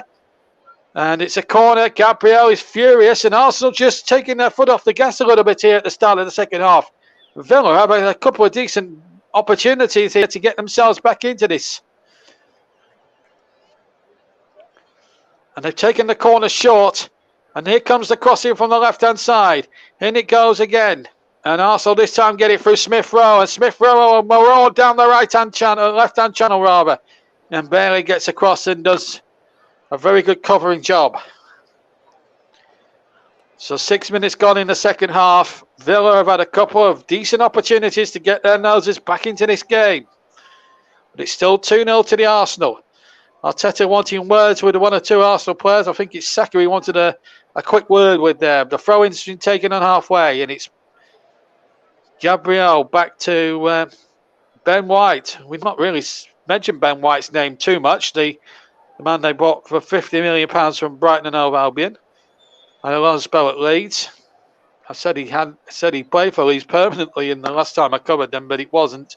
So he had a long spell at Leeds, went back to Brighton, and has really established himself as a very top quality defender. So much so that Arsenal wanted the best part of £50 million for his services. Here come Arsenal now, looking for this third goal. Ball played in towards Aubameyang. So they've changed the formation now then. Ings on the ball now for Villa. Slipped there, but he got possession. And still has got it. Well played him. Can't feed the ball forward to Cash. And at the moment, it's very difficult for Villa to try and even. They've had a couple of sighters, but no more than that. And here comes Lokonga again. It's a good run by him, and Saka's in behind. Saka now can make it 3. Good challenge, brilliant challenge there from Target. Mings should get back on, clear that one up, but it wasn't a very good clearance by Tyrone Mings. Lokonga has got the ball again. And still has it, Lokonga. Into the area. Lokonga shoots, and the goalkeeper diving away to his right-hand side. Gets across there and gets the ball, no problem at all, Lokonga. I think certainly would be in the utmost of Mike's player of the match. There's certainly some contenders for player of the match that I will have to choose. I don't think Lokonga's effort was going in, but Martinez couldn't be sure. And now come Villa. And Bailey's got away. And the referee's actually stopped it. Wonder what. Well, we got a replay. And Thomas Partey looks as if he went tumbling. Now, I think he's pulled it back for a free kick. Lacazette's getting instructions from Arteta down below. Also taking on some fluid at this point, even though it's a bitterly cold night down in North London, down here in North London tonight. Arsenal 2 up if you've just joined us across all platforms on the TC Hub, TC Hub 2, JB Sports, J.Football and Storm FM. We're also live on Periscope, Twitter and Twitch. Our Twitter handle, incidentally, is at Commentary Live 1 if you want to, well, yeah, Commentary Live 1 if you want to check out our Twitter feed. That'll give you upcoming details of forthcoming commentaries, and we also do the live streams on that Twitter handle as well. We also have a Facebook page where we can't live stream from, obviously, but again, we use that platform to let you know what's coming up on the TC Hub, and that's at www.facebook.com/thecommentary hub. And of course, we've got Melon streaming partner, all the W's, melonstreaming.com. So that's all. That's sorted out. And of course, our Player in the Match letter is sponsored by our parent company, Commentary Services, as well. Barry Swain's brilliant baby as well, business baby as well. He's not just a good commentator, Baz, he's got good business acumen as well. Anyway, Aubameyang can't hold the ball up midway inside the Villa half, and Villa have it now on halfway. Barely touches it back, and he gets it again. Can't go any further forward. Lacazette now trying to get Saka away on the far side, but it's too close to Martinez as he gets down on the edge of his area, inside the box, that is. And Villa are up and running again. 54 gone, 9 minutes gone in the second half. In fact, we're coming up towards 10 minutes gone in the second half.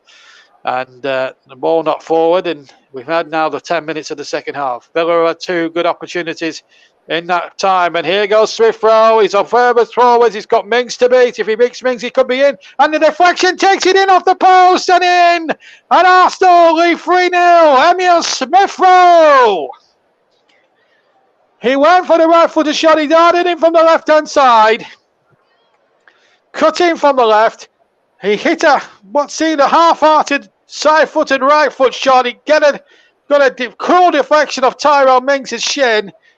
It wrong-footed Martinez, and it went off the left-hand post and into the right-hand corner. But it was a brilliant counter-attack from Arsenal.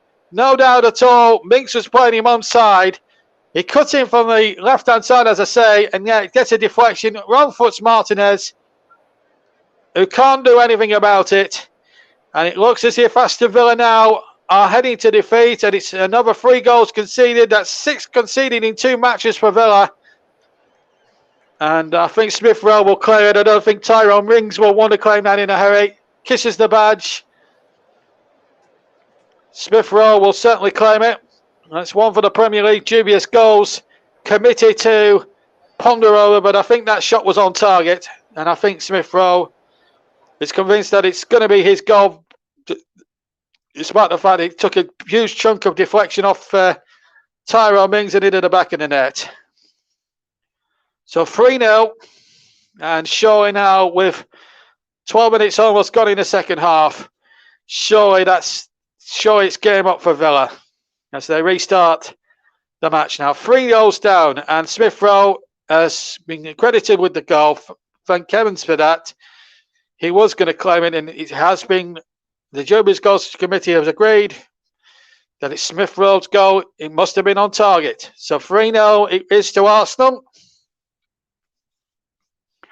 Gareth Southgate there with Steve Holland in the crowd, looking at certainly people like Mings and Smith-Rowe as well. He's a potential one for the future in the England squad, and of course Saka as well, very much an England regular now under Gareth Southgate.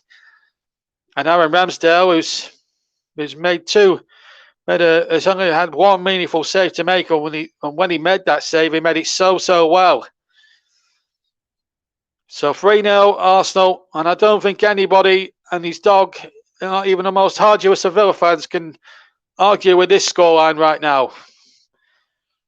Villa have had 2 good opportunities, but that's all they've had in the game. Arsenal have had several and have scored 3 goals from it, and There's a golfing class, I have to say, between the two sides here tonight. And Villa, well, I have to say now it's practically, unless they score 3 goals in what remains of 32 minutes or so that remain in this match. Cash to take the throw, incidentally, for Villa, when I think it's another defeat and another 3 conceded, another 3 shipped. And that's a worry for Dean Smith now. They've looked powder puff in attack, but wait a minute. They've tried to get a shot in there through Bailey. It's headed out there by Lokonga. And now McGinn playing the ball in. And McGinn hasn't had the chance to really influence things in that midfield for Villa. And that's been the difference, really, that the Arsenal midfield have outwitted the Villa midfield.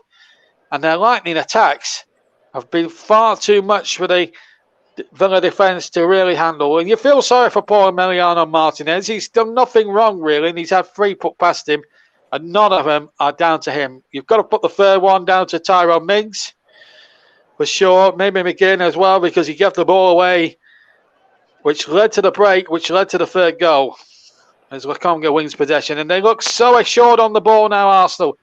They could score another one here. They look so threatening, as Aubameyang went chasing forward, looking for a second of the game. So, goals from Partey, Aubameyang from the penalty spot, or from the rebound after his penalty was saved, rather, and then and now Emile Smith Rowe making it 3, and it's going to be a chasing evening for Villa. And Villa have shown this season that they're not scared to go to the big boys and win. And we saw that against Manchester United when they upset the form book there by winning that game. But tonight it's been a very different story. Matt Targett's been penalised and he will go in the book.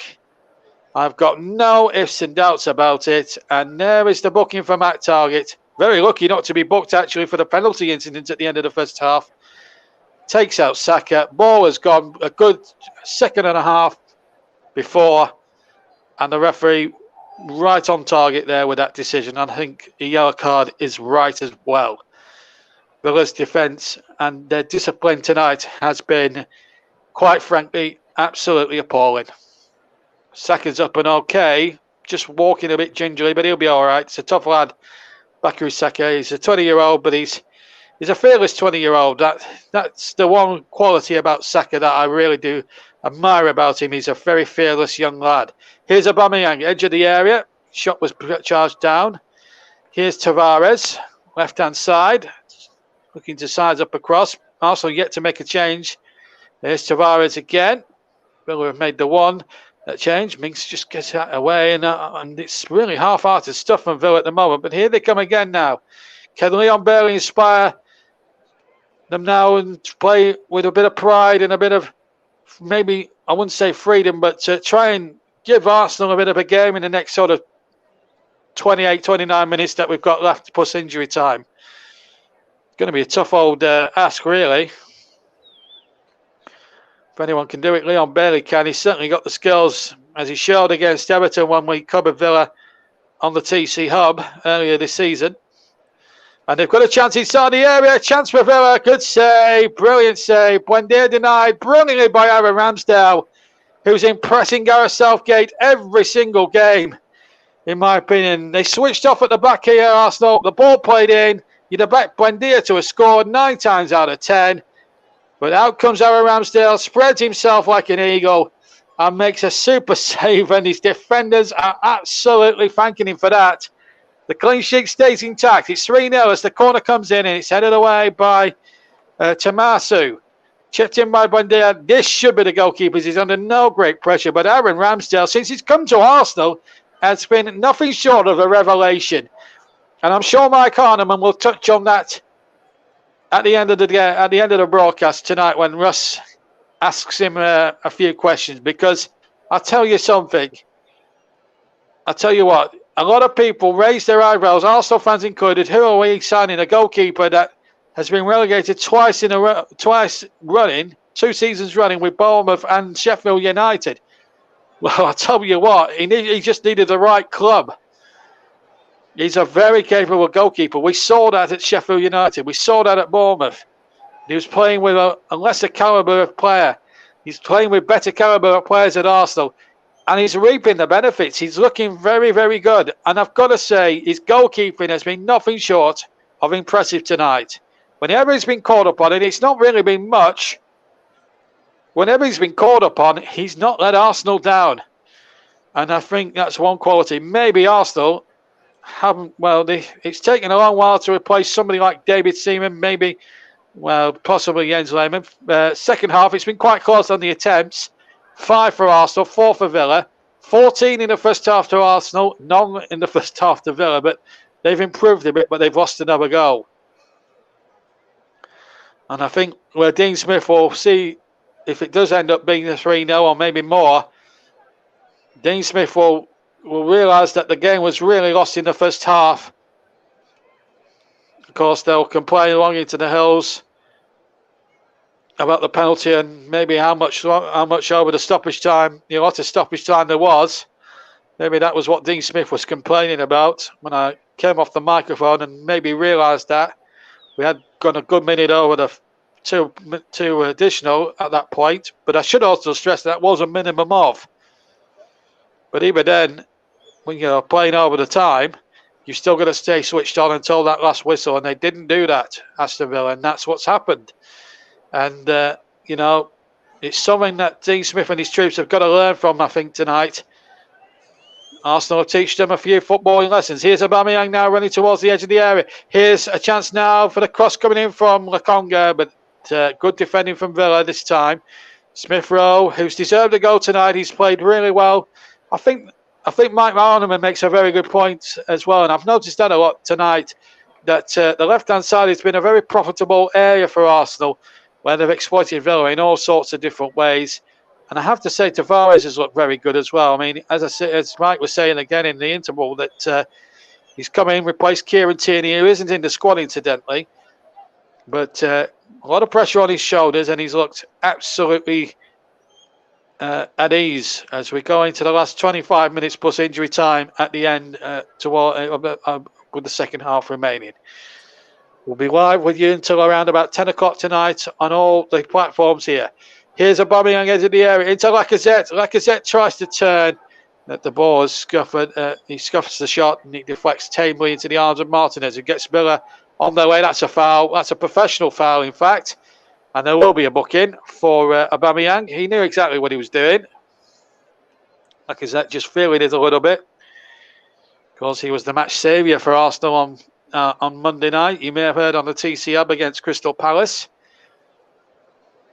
And so a bookie for Aubameyang there, and Tyrone Mings would do well just to stay away from it all. He's here, there and everywhere, wanting to know everyone's business, and I don't like that. Just let the Visios get on with treating Lacazette and mind your own. But let's have a look at there was a chance there for Lacazette. Mings actually did very well, and that's what's happened. He's got injured, and there's a little sign there. We didn't notice that when we were live. When it was live, and there's a replay. There's going to be a substitution in the offing, I fancy. This is actually quite a concern. Let's hope it's a precautionary measure and no more for Lacazette. They do have on the bench the likes of Pepe and Martinelli and Odegaard, who can score goals. I'll run through the whole bench for you. Leno holding. It's going to be Martin Odegaard, who scored the winning goal against Burnley earlier this season with a super free kick. And Lacazette hasn't scored tonight, but he's getting a very good reception, a very good farewell reception from the crowd tonight, at least, as we've had 67 minutes of the game. We're halfway through the second half. Arsenal make their first change. It's been enforced, but Martin Odegaard is a very, very competent replacement from Real Madrid, of course. Signed permanently, having had a successful loan spell last season. Buendia has been taken off for Aston Villa, we're told, as well, and he's not happy. And Jacob Ramsey is going to get a run out here for the rest of the second half. Villa made their second sub, but Lacazette enjoying every bit of the adulation from the Arsenal fans. And the ill feeling that there was there towards Arteta is non-existent at the moment, because Arsenal are on a decent little run of form. The North London derby victory would have helped a few weeks ago. But it's when they get on against these big teams that's going to be the acid test. But they've got a bit of a team spirit going at the moment, and I think the signing of Aaron Ramsdale before the end of the window has really helped them improve quite a lot. I have to say, whenever I've seen Ramsdale in action covering Arsenal so far this season, he's looked the goods. He's got some work to do now, but he'll get that very easily. But he's made 2 world-class saves in his second half, and I think if there's a lot of people still doubting he should be that he's worthy or not of an England squad place, then I think all those doubts have to be eliminated now with those 2 super saves, which could have actually changed the complexion of the match. But indeed they didn't, and Ramsdale is one that is an absolute beast. He's a top quality goalkeeper. He's had a couple of bad seasons, but the relegations at the 2 previous clubs he was at, Bournemouth and Sheffield United, wasn't really down to him, really. It just so happens that I think supporters do have this fickle mind. I remember when Burnley signed Tom Heaton many moves ago. In 2013, they'd been relegated with Bristol City. I also had the same premonitions about Nick Pope when we signed him from Charlton in 2017. Why we're signing the goalkeepers just being relegated to the Championship. But they turned out to be great. Certainly Tom Heaton turned out to be one of Burnley's best ever goalkeepers. And Nick Pope, if he gets his game together for the rest of the season, could turn out to be another fantastic buy as well. He's certainly been very good since he played regularly. He's been playing regular football since 2017, of course. And bar a spell when he had injury as well. Got into the World Cup side, Pope, so we know about his qualities as a goalkeeper. But I tell you what, Ramsdale is not doing his World Cup chances any harm at all tonight. Certainly impressed me. Here's Ramsey, edge of the area for Villa, who are attacking the clock in the second half. The clock end at the Emirates. I'm tempted to say Highbury, but it's not Highbury anymore.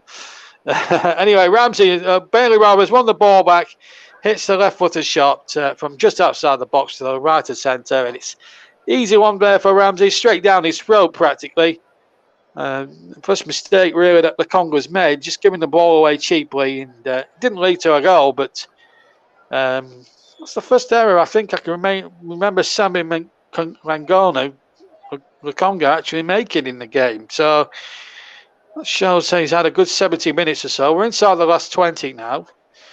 And Ramsdale, that's a good little kick actually out to the far side. Now this could set Arsenal up in motion here. As Smith Rowe, he's had a super match. Here he is now taking possession. Finds Aubameyang. And Aubameyang goes for a goal, and a great save from Martinez. Aubameyang just inside on the left-hand side of the D. When right-footed, he was going for the top right-hand corner, and the goalkeeper made a smart save. Thomas Partey now for Arsenal. In League 3-0 against Aston Villa, who, in comparison to the way Arsenal have played, have been a long way second best. And it's sad to see that when 2 teams collide. One is outfoxing the other. But Arsenal have been very good value and should be really more than the 3 up they already are. Tavares with a lovely cross back, and it might still come for Arsenal inside the area, but Ramsey noted out for a corner. And Villa are very fortunate that there's not been any more damage incurred to their goal difference. It remains 3-0 to the Arsenal. Should have been 4, maybe 5 tonight. But they play some really good football against Arsenal tonight. I've been very into... You know what? Wherever you get a chance to watch Arsenal in action, and when they're in this form, it's a commentator's dream. Let me tell you. Let me tell you right now, they are a commentator's dream. Mike might not see it that way. Certainly when he commentated on his beloved Arsenal on Monday, was far from a dream, let me tell you. But tonight, it's been a very good performance for them. Into the area, the corner comes from Saka, and it's headed over by Partey, who again got forward again undetected, and could have scored another. Anyway, we're going to see another change here. Number 15, Maitland-Niles, is going to replace Lokonga, who's had a terrific match. Certainly, he's upmost in my mind for player of the match, and getting a nice ovation from the Arsenal supporters. And, there's no sign of a toxic atmosphere at Arsenal now. And maybe, just maybe, the patience of the manager is starting to pay off for Arsenal right now. And supporters really now getting behind their team. They've been very good value. And if you've paid 50 quid and you're a neutral through a ticket, you've been royally entertained by this Arsenal side. Here's Saka winning it at halfway. And he's running out. He's running down the right-hand channel towards the area. Here's a chance for Odegaard, but Mings across very well there for Villa. And now their main objective is to really try and keep it at 3, maybe score a consolation potentially. But they don't want to have any more negativity damaged onto their goal difference. The goal difference is bad enough with 6 conceded in 2. And they don't want a 4 or 5-0 thrashing here. But here's Tavares now onto the edge of the area. Odegaard tries to play 1-2 and he almost gets Aubameyang in. I'll tell you what, Arsenal, every time they attack tonight, folks, they look like scoring at every conceivable opportunity. Villa don't know what day it is tonight. They play some really terrific stuff tonight, Arsenal. But here come Villa looking to pull one back. The ball played in there to the penalty area. They can't find Ings in the penalty area. Now Arsenal can just trot forward in a Emmanuel Smith Rowe. What a game he's had. He's also a contender for man of the match. So too, I have to say, Thomas Partey on the ball now. And Maitland-Niles getting his first touch. And I have to say Ramsdale's an outsider because he's made 2 super saves. But apart from that, you've got to say he's been fairly redundant. He was redundant for at least 47 minutes this evening before he had to make his first meaningful save. And then the other one he made later on was a world-class save. But I'm not sure if he's going to be the player of the match because he hasn't had that much to really do. When you look at what Emiliano Martinez at the other end has had to do. He's put up a couple of worldies, but he's been beaten 3 times. But none of the 3 have been any of his fault. No fault of his at all. Very unlucky not to keep out the header from Partey. Very unlucky on the second goal when he made a good penalty save, but they could only palm it back into the path of Aubameyang. And then the third one, he's beaten by a big deflection of Tyrone Mings. It's been that sort of night, really. He's played too well, really, to have 3 put past him. But really, when you look at the cold light today, I don't think anyone in the Villa persuasion can argue that Arsenal don't deserve a 3-goal margin when you take out the decisions. Here's Bailey now chipping it in for Villa. They're looking for one back if they can. Give the scoreline from their point of view a bit of respectability, if you like. Header won by Konza. And Ramsey has won a free kick here. Well, he's had a much quieter game, Craig Pawson, in the second half than he had in the first. Had some bitty incidents at the start where he had to sort things out. Spilled coffee down my trousers and then collided with my microphone. Anyway, nothing too damaged, and a free kick. It is now to Aston Villa, who trail 3-0. Short it goes to McGinn, chipped into the area. Bit up and under. The goalkeeper decided to punch there. That was a bit strange, but the whistle had gone in any case. There's an Arsenal player gone down. That was Ben White, the defender. Well, Ben White actually, was pushed over there by Tyrone Mings. And that's what the free kick was given for. Ramsdale, I think, punched because I think he knew that the free kick was going to be given in any case. Off comes Danny Ings. In a chasing in night for him, he had a couple of good opportunities, and El Ghazi now will come on. That's Villa's third change of the evening. Arsenal have made just the 2. They've still got one up their sleeve at the moment, with 13 minutes to go of the game, plus any stoppage time at the end of the match tonight. You're live on the TC Hub, JB Sports, JDAT Football, Storm FM, and TC Hub 2. We're also live on Periscope, Twitter, and Twitch. And at the moment, it's 3-0 to Arsenal. If you've just joined us, where have you been for the last sort of 70-odd minutes? The last 77 minutes. You've missed an absolute treat of a Arsenal display here tonight. Goals from Thomas Partey, a penalty that was saved from Aubameyang by Martinez, and then Aubameyang gobbled up the rebound. That was the last kick of the first half. And then Emil Smith-Rowe scoring via deflection. But Arsenal could have had 5 or 6 tonight. Villa have had 2 chances. Danny Ings certainly was guilty of missing at least 2 of them. But Aaron Ramsdale on both occasions made super saves. Free kick given against Douglas Luiz, as I was just filling you in on what's happened this evening, on as well as major incidents are concerned. We've had at least 4 Villa players in the book for ill discipline. Maybe 5. If they have had 5, it's going to be another 5 from the Premier League for failing to discipline their players. Ill discipline. Anyway, 3 kick. Arsenal have it on the far side. Will it be Odegaard? Will it be Smith-Rowe? Could well be Odegaard, I think. It is left to Martin Odegaard to sweep it in, but it's well taken by Martinez. Free kick coming in from the right-hand side. It was a left-footed effort from Martin Odegaard, but it was straight down the goalkeeper's throat.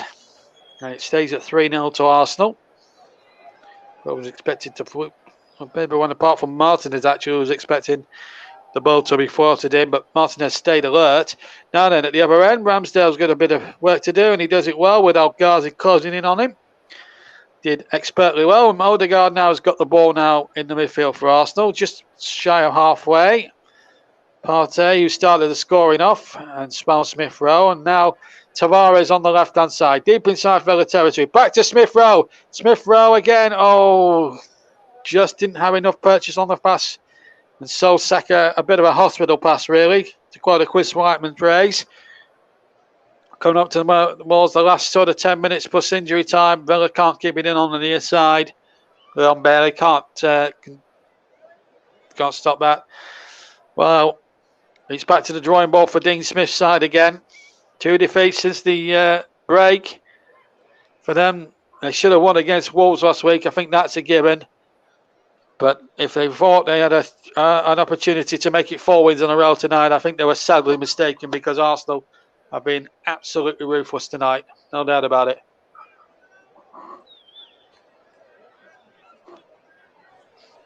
I've been much the better team from the word go tonight. They played some really scintillating football. And maybe I need to keep commentating on Arsenal more often. I might be bringing them some good luck. Anyway, here's Matty Cash now for Arsenal. For Aston Villa, rather. Ball down the line. And again, Ramsdale very quick to make the decision. He knew he wasn't going to get inside the area, so he took the law into his own hands. Won the ball with Leon Bailey breathing down his neck, and did the safety first option, knocking out halfway inside his own half for a Villa throw-in. Did the right thing there in all aspects. Here's Douglas Luiz midway inside the Arsenal half towards the area. Can barely get a shot off. And the shot comes in. It's gone into the top corner from Jacob Ramsey. Ramsey pulls one back for Aston Villa. But I fear that it's too little too late. And if Dean Smith had brought him on some 10 minutes before, then it could have made a bit of a difference. But Arsenal's clean sheet is gone. And Jacob Ramsey is the scorer. Good work from Bailey. And then Ramsey with a first-time shot. There's not a lot that Ramsdale, who's played brilliantly, I have to say, tonight. There's not a lot he could have done about it. In fact, he's giving his defence quite rightly a verbal volley for not stopping Leon Bailey in the first place. But there's nothing you. But having said all that, there's nothing you can legislate for a brilliant strike from Jacob Ramsey. So Villa have at least to pull one back. They've got about. We've played 81 minutes, and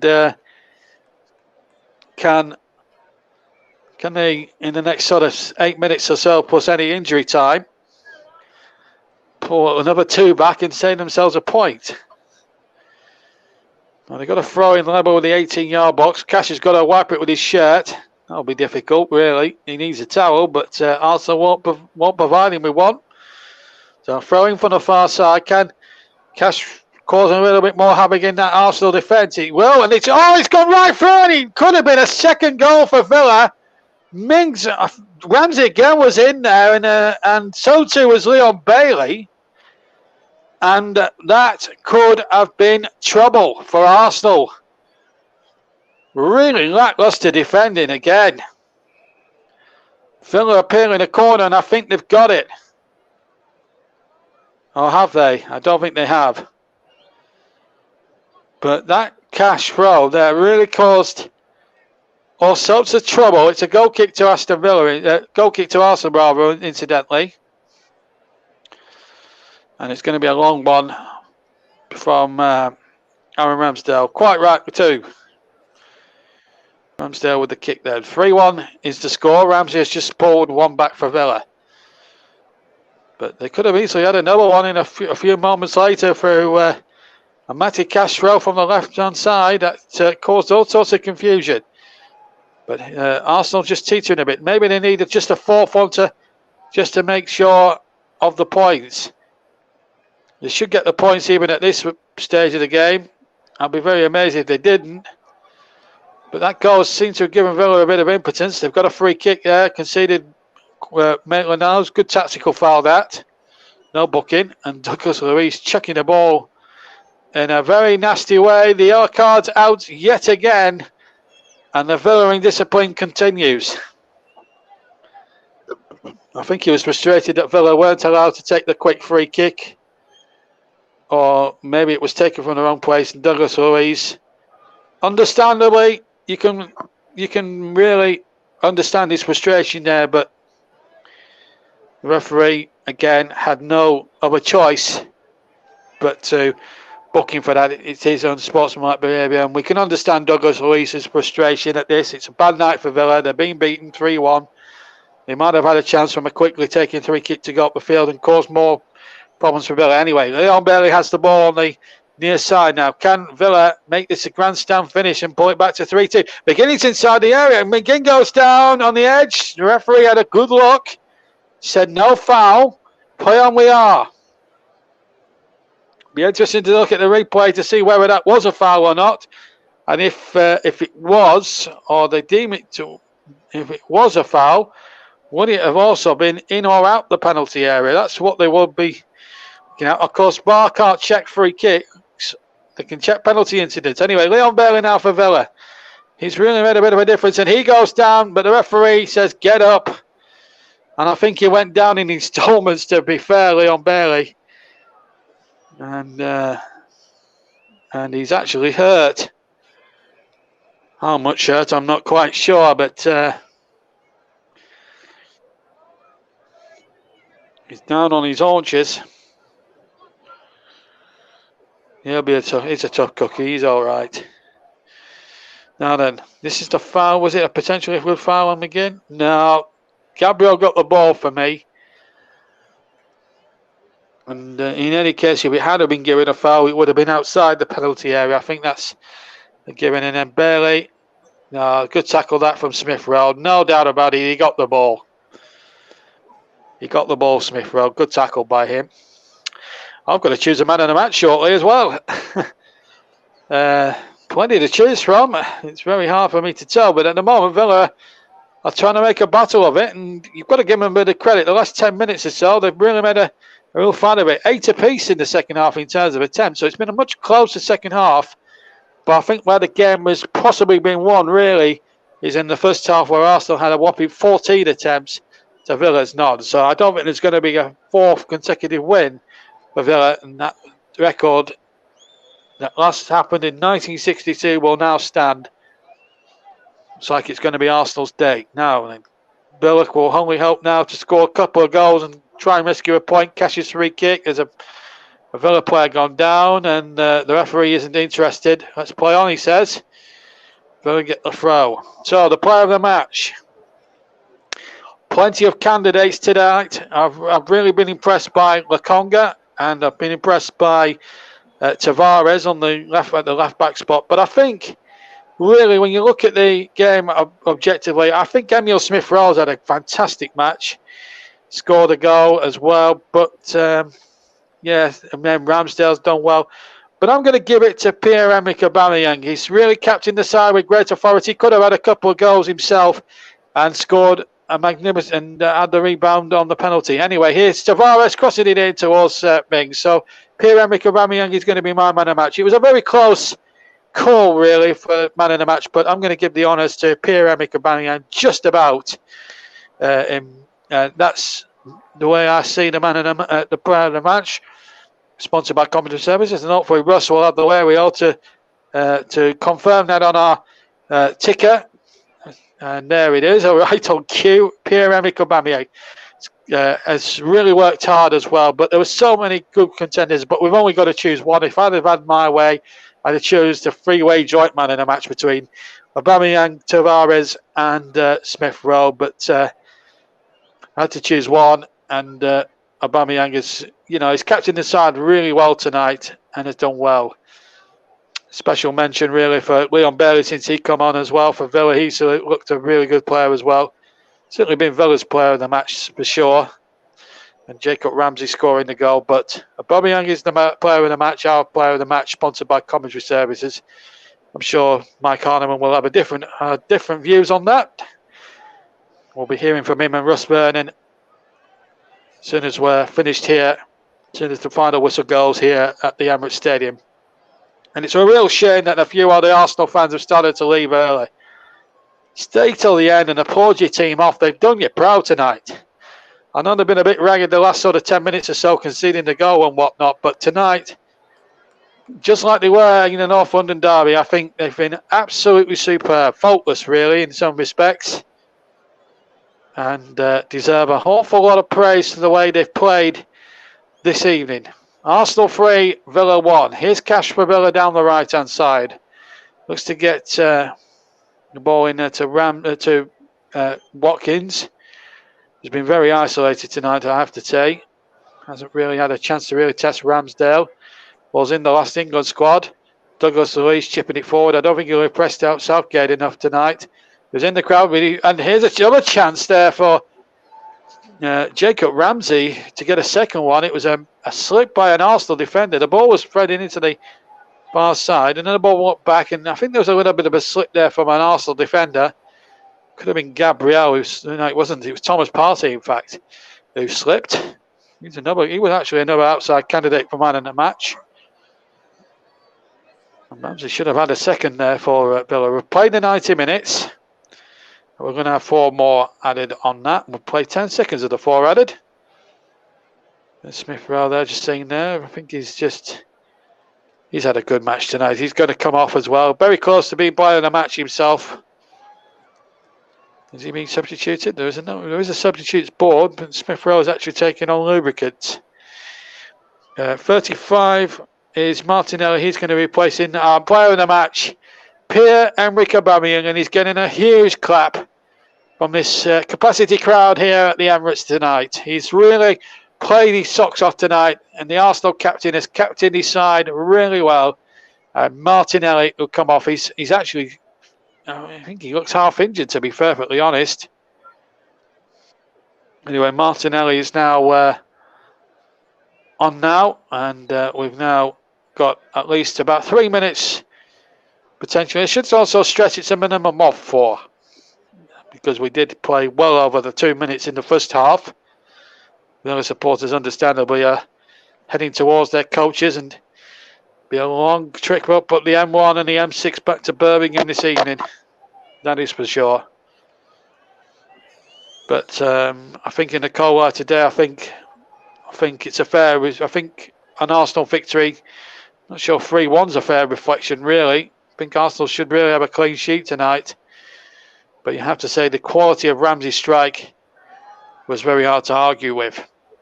Right, anyway, Villa have got a free kick midway inside their own half, and Mings puts the ball down. But Villa are being beaten. There's no doubt about that. There's no way in 2 minutes flat they can score 2 goals. It just isn't possible. Here's Martinez with the free kick. And he goes to the edge of the area, but here's Odegaard. He needs to come on. And now the ball played over the top. Or through the middle, or rather. But well defended there by John McGinn. Now Leon Bailey now, right-hand side for Villa. They need 2 goals and a bit of snookers, and masses of snookers if they're going to get a point out of this. But Bailey will still keep trying. He goes down, and he's actually won a free kick. I thought that was a half-hearted attempt to con the referee. Tavares may have been a touch unfortunate. But Bailey has won the free kick, according to Mr. Pawson. And Arsenal just a little bit ragged at the end. They still should win this game anyway, but comfortably. But tell you what, it's a shame really that from a neutral's perspective that Aston Villa didn't come to the party until the last 20 minutes of this game when it went 3-0 down. It's really sad to see. But Bailey and Louise are the two-man committee. It's to the right of the D. It's about 23, maybe 24 yards from goal. Maybe a little bit less than that, 22 maybe. And there's a four-man Arsenal wall. Tavares, Gabriel, Ben White, and Maitland-Niles, I think. So a chance here now. Actually, to Marsu who's the fourth man in that Arsenal wall. And Ramsdale making sure that his wall's erected properly. It's going to be Louise or Bailey. It's going to be Bailey with the left foot. Oh, it's just over the top. It was a good effort. Didn't clear the crossbar by much, but again, even if that had gone in, it'd have been no more than just pure consolation. We've played the 4 minutes. Now it's up to Mr. Paulson's discretion how much longer there will be added on, but there's no doubt at all who the winners are going to be, and the clear winners at that. Arsenal leading 3-1 now with basically seconds left to go. And Aaron Ramsdale can take as much time as he wants within the rules. And he'll kick clear now as the Villa fans now trudge their way out of the ground to the coaches and the long journey back to Brum, back to the second city to North Birmingham where Villa Park is at the moment. And it'll be a long journey back to the second city for them. But Arsenal have been the clear victors, and they won the game in the first half, essentially. Villa had a goal with 20 minutes to go. They got a third, of course. But Smith Rowe deflecting that really wrapped it up. There goes the whistle, and 2 fists high and aloft there from Mikel Arteta, and it's a pause for the Arsenal tonight. They've played really well tonight. Yes, there will be a block, really. Should they have defended the goal better, scored by Ramsey, but it's just a small blot on a really good night for Arsenal. Thomas Partey scoring the opening goal halfway through the first half. Then Aubameyang from a penalty deep into stoppage time, making it 2. Well, his penalty was saved, and then the rebound was tucked away, and then it was Smith Rowe made it 3. But really, by then, Villa looked a well-beaten side. They did, when the substitutes came on, they looked a much more better side. Aaron Ramsdale made a couple of good saves, but there's no toxic atmosphere. Arsenal have won again, and that's twice now. I've covered Arsenal twice live in 2 games. The other one being in North London derby, and on each occasion, they've won very comfortably by 3-1. But for Villa, a lot of soul searching to do. 2 defeats in 6 days for them, and an aggregate of 6-3 against. They've scored 3 goals in those 2 games, but I've let in a whopping 6 goals. So a lot of soul searching for Dean Smith and his troops to ponder now before their next match, and they really need to ponder very, very hard indeed, because really the game was won within the first 45 minutes this evening. Satisfactory night for Mikel Arteta's team. And we're now going to go back to the studio to Russ Burning and to Mike Arneman to wrap up there and get their views on what was a domineering Arsenal display. Villa really didn't come to life until the likes of Bailey and Ramsey came on. They did pull one back by then. It was far too late. They could have had 2 goals conceivably in the second half themselves. But Arsenal clear and deserving winners. It's finished here at the Emirates. Arsenal 3, Aston Villa 1. Thank you very much there, JB. We'll hopefully get Mike on in just a couple of moments. But while we're waiting for Mike, just at half-time in Liga 1 in France, it's Saint Etienne 0, Angers 1. That kicked off about an hour or so ago due to delay due to summer crowd trouble. That kicked off an hour later than expected due to rioting fans. I have just been informed. In the Bundesliga tonight, Mainz beat Augsburg by 4-1. In Serie A, Torino 3, Genoa 2 and Sampdoria 2, Spezia 1.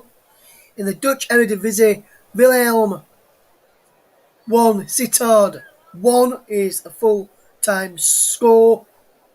In the Portuguese league, Guimarães are beating Maritimo by 1-0.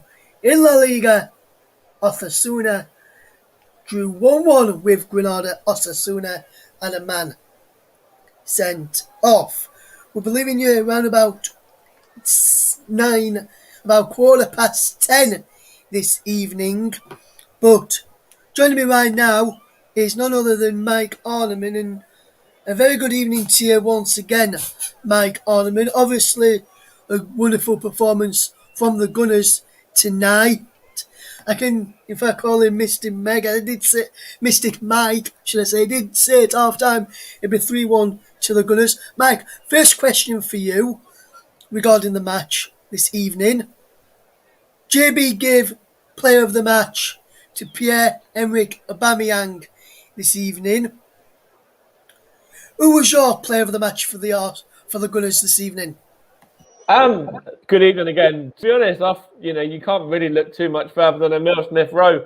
I thought he was fantastic. He was everywhere in the first half. I believe he made the most amount of passes as well. And he also got a goal, got an assist on there as well. So for me, you have to look at that and give it to Emile Smith-Rowe. I can see why Pierre-Emerick Aubameyang was given man of the match, because he did work really, really hard and obviously got himself a goal as well. Lacazette obviously worked hard. Lokonga, Partey, Tavares in the first half. Thought he was a bit more quiet in the second half because he was sort of pushed back a little bit more and had to do a bit more defending. But I really, can't look too much further than Smith-Rowe. I think it's about time that Smith-Rowe gets given a bit more recognition now and kind of gets called up to the next England squad, because, if he can perform how he did tonight, then he really deserves it. He works really hard. He's really good on the ball, and he's more than capable of getting an assist. And if he can add goals as well, then this guy is going to be some talent. He's already a good talent anyway, but if he plays how he does tonight and can kind of keep this level of consistency up, he's going to be something else. Absolutely, Mike. And not only is it Mystic Mike, it's also Mystic New Caton, or a friend of the channel, because in the live chat that we've got this evening on the show at 11 minutes past 9, he put 3-1 Arsenal as his prediction for the match. So he also got the score spot on as well. Looking at Aston Villa, Mike, take nothing away from Jacob Ramsey's superb goal, but for me, Villa only came alive in the second half. If I just look at some of the stats here, in the first half, Mike, there were 14 attempts to Arsenal, none to Aston Villa. In the second half, it was 8 attempts on goal to Arsenal, 10 for Aston Villa. Why do you feel, Mike, that in the second half, Villa had more chances on goal? Do you think was the fact that Arsenal were 2-0 up, went 3-0 up early on, and then decided to take the foot off the gas, maybe? Or do you think Villa came on to Arsenal, pressed you back, and deserved worked hard to get those shots in the second half, Mike? I think it's a mixture of the two, really. I think Arsenal sat back a little bit more, when Aston Villa kind of had a bit more possession, a few more chances and stuff because of that. As when you're sort of 2-3-0 up, you're going to do. I thought Leon Bailey coming on, I thought he put in a really good performance for Aston Villa and looked quite lively. Jacob Ramsey, as you mentioned, played really well and got himself a deserved goal as well. Probably the goal of the game, to be fair. And when you look at the fact Arsenal 2-0 up, go 3-0 up, and then Aston Villa really were quite poor in the first half. To Arsenal were excellent, but Villa were poor, and it was a matter of time before the changes were made, and getting a bit more fresh legs on and everything like that. And I do think that the second half performance from Villa was something that they can take sort of credit for and a little bit more sort of pride from. They actually showed a bit of fight, a bit of desire, a bit of hunger. And if they were to get that second right towards the end of the game, with still, about 5 minutes to go, it could have been quite a nervy end. Yes, and Matt, just one final one before I just ask JB one question before we do leave this evening, Mike. Just one final one to you. I was reading on social media during the second half and that Bukayo Saka should have been taken off. It was some Arsenal fans were saying it was the poor one out of the entire team this evening for the Gunners. What was your take on Bukayo Saka's performance this evening? He didn't put a foot wrong for me. I don't think he had a bad game. I don't think anyone had a bad game out there in an Arsenal shirt, to be honest. I thought Saka, he created some opportunities and was still dangerous enough in the final third without being at the very, very top of his game. But yeah, you can't single him out as a bad player, because I think everyone really deserves credit and praise tonight for that performance. And there's no weak link, no sort of scapegoat or whatever you want to call it, because I thought everyone put in really good performances and put in a shift and played their part. Yes, obviously, JB, just to fetch you back in on this conversation at the end, you just heard Mike's thoughts there on Bukayo Saka, and after some fans saying he didn't look interested, didn't really play that well in the second half. Obviously, you just covered the game. You saw him for the full minutes he was on the field tonight, the full 90 minutes he was on. What was your take on Saka's performance? Do you think he deserves the criticism some of the fans were giving him? Well, I don't know who the fans were, but they were watching a very different game to what I was watching. I agree with Mike, actually. I thought Saka played okay. I think he played really well. Yeah, I think some fans I think you can't really read off what you see on Twitter. I think, some of these people are just trolls who just criticize anybody in irrespective of how people play. I mean, I think he played really well. I commentated on him. I like watching Saka play when he plays for either Arsenal or England. He never lets you down. He's a hard worker. And like Mike says, I think he played really well tonight. Yeah, he didn't get the breaks, but he looked a threat. And but for people to say that he looked disinterested, I think that's an absolute disgrace, because he played really well. I don't think he was disinterested at all. I think you can't really read on what you see on Twitter, because you don't get a balanced view from certain people on Twitter. I've known that you and I know that for being on the platform for many, many years. Me, you, and Mike. And he played really well. I think the Arsenal team performance was good. I thought, I think Smith Rowe could have been a player of the match. I had to give it Aubameyang, obviously, but Smith Rowe had a good game as well. Yes, and Mike, just to fetch you back in 1 second as well, my friend. And 2 wins for Arsenal tonight. The first team won at the Emirates against Aston Villa, Mike, and I'm not sure if you've seen, but the Arsenal under-23 side have also got a winner.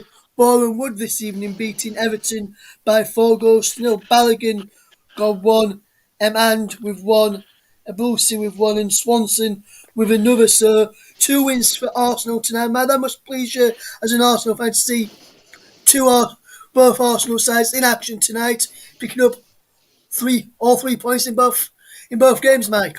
Yeah, and don't forget the women's side; they're flying high as well. So it's all going well at the moment. The last few games for the men's team, the senior side have been unbeaten.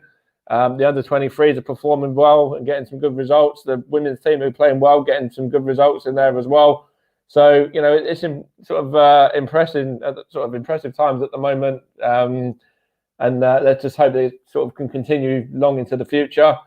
And we can go on and kind of build on this now as a squad, and the men, the women, the under 23s, anyone really. I'm pleased for Balogun. I'm pleased that he got himself a goal. I'm sure we'll probably feature a bit on Tuesday night against Leeds, whether it's either from the bench or whether he ends up starting.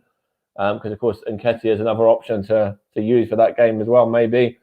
But no, pleased for him. He's working his socks off really in the under 23s and doing really, really well for them, scoring himself plenty of goals. And if he can bring that into the first team for Tuesday, then Leeds will have a few issues as well to deal with.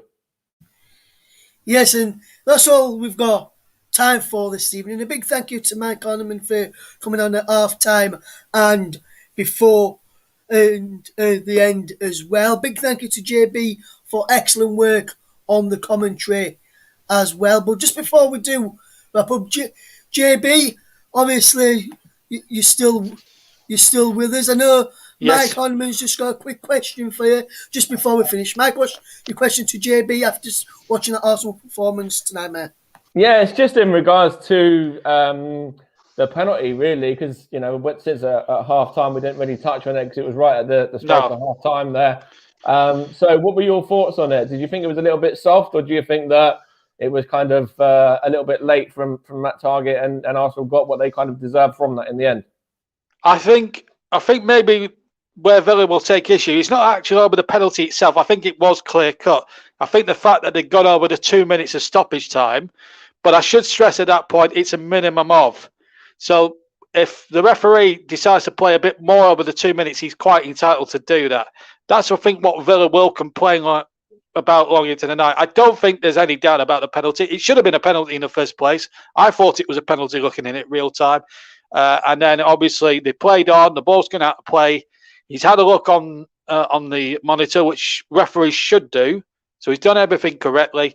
I saw the same pictures, and I think Michael Oliver was quite right to bring him over, brief him over. He had a look, gave the penalty, and I think it was a penalty because Target's coming from behind.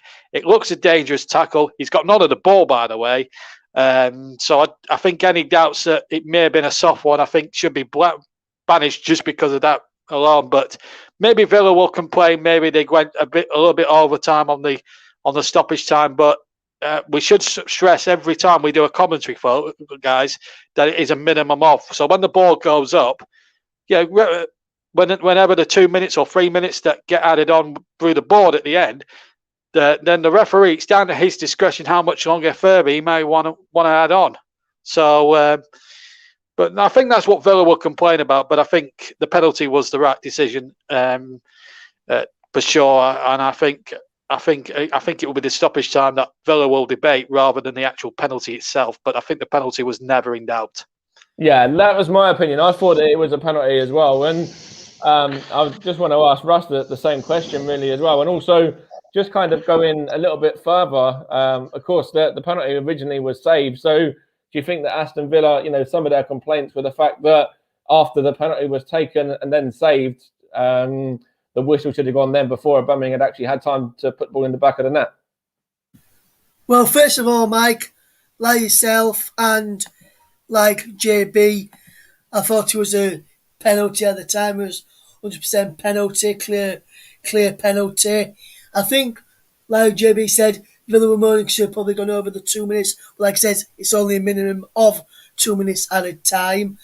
I think another reason why they were complaining as well, before, because I saw it on a replay at half time, which we didn't really get around to touching on, Mike, that before the penalty was actually taken, as soon as the referee blew the whistle, Lacazette, and I think he might have been Saka, had stepped into the box before Aubameyang ran up and took the shot, which there was encroachment, which made Martinez dive the way. I know he saved it, but dive that way and try and get out quicker for the rebound.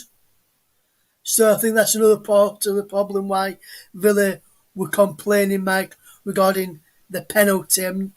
From what I saw it on some of the replays I got at half time. But that's all we've got time for this this evening. A big thank you to Mike. Big thank you to JB for coming on. Yeah, as well JB for can commentary. certainly cover these games. He's covered the last 2 Arsenal games, and they both finished 3-1. So you can cover them every week, mate. I don't mind that. Thanks. Apart from the Burnley ones. Yes, great commentary again, JB. Thank you. Thank you for coming on at half-time and full-time, Mike. From the team here at the Commentary Hub, thank you very much for listening, and we'll see you again soon. Take care, guys. Bye-bye.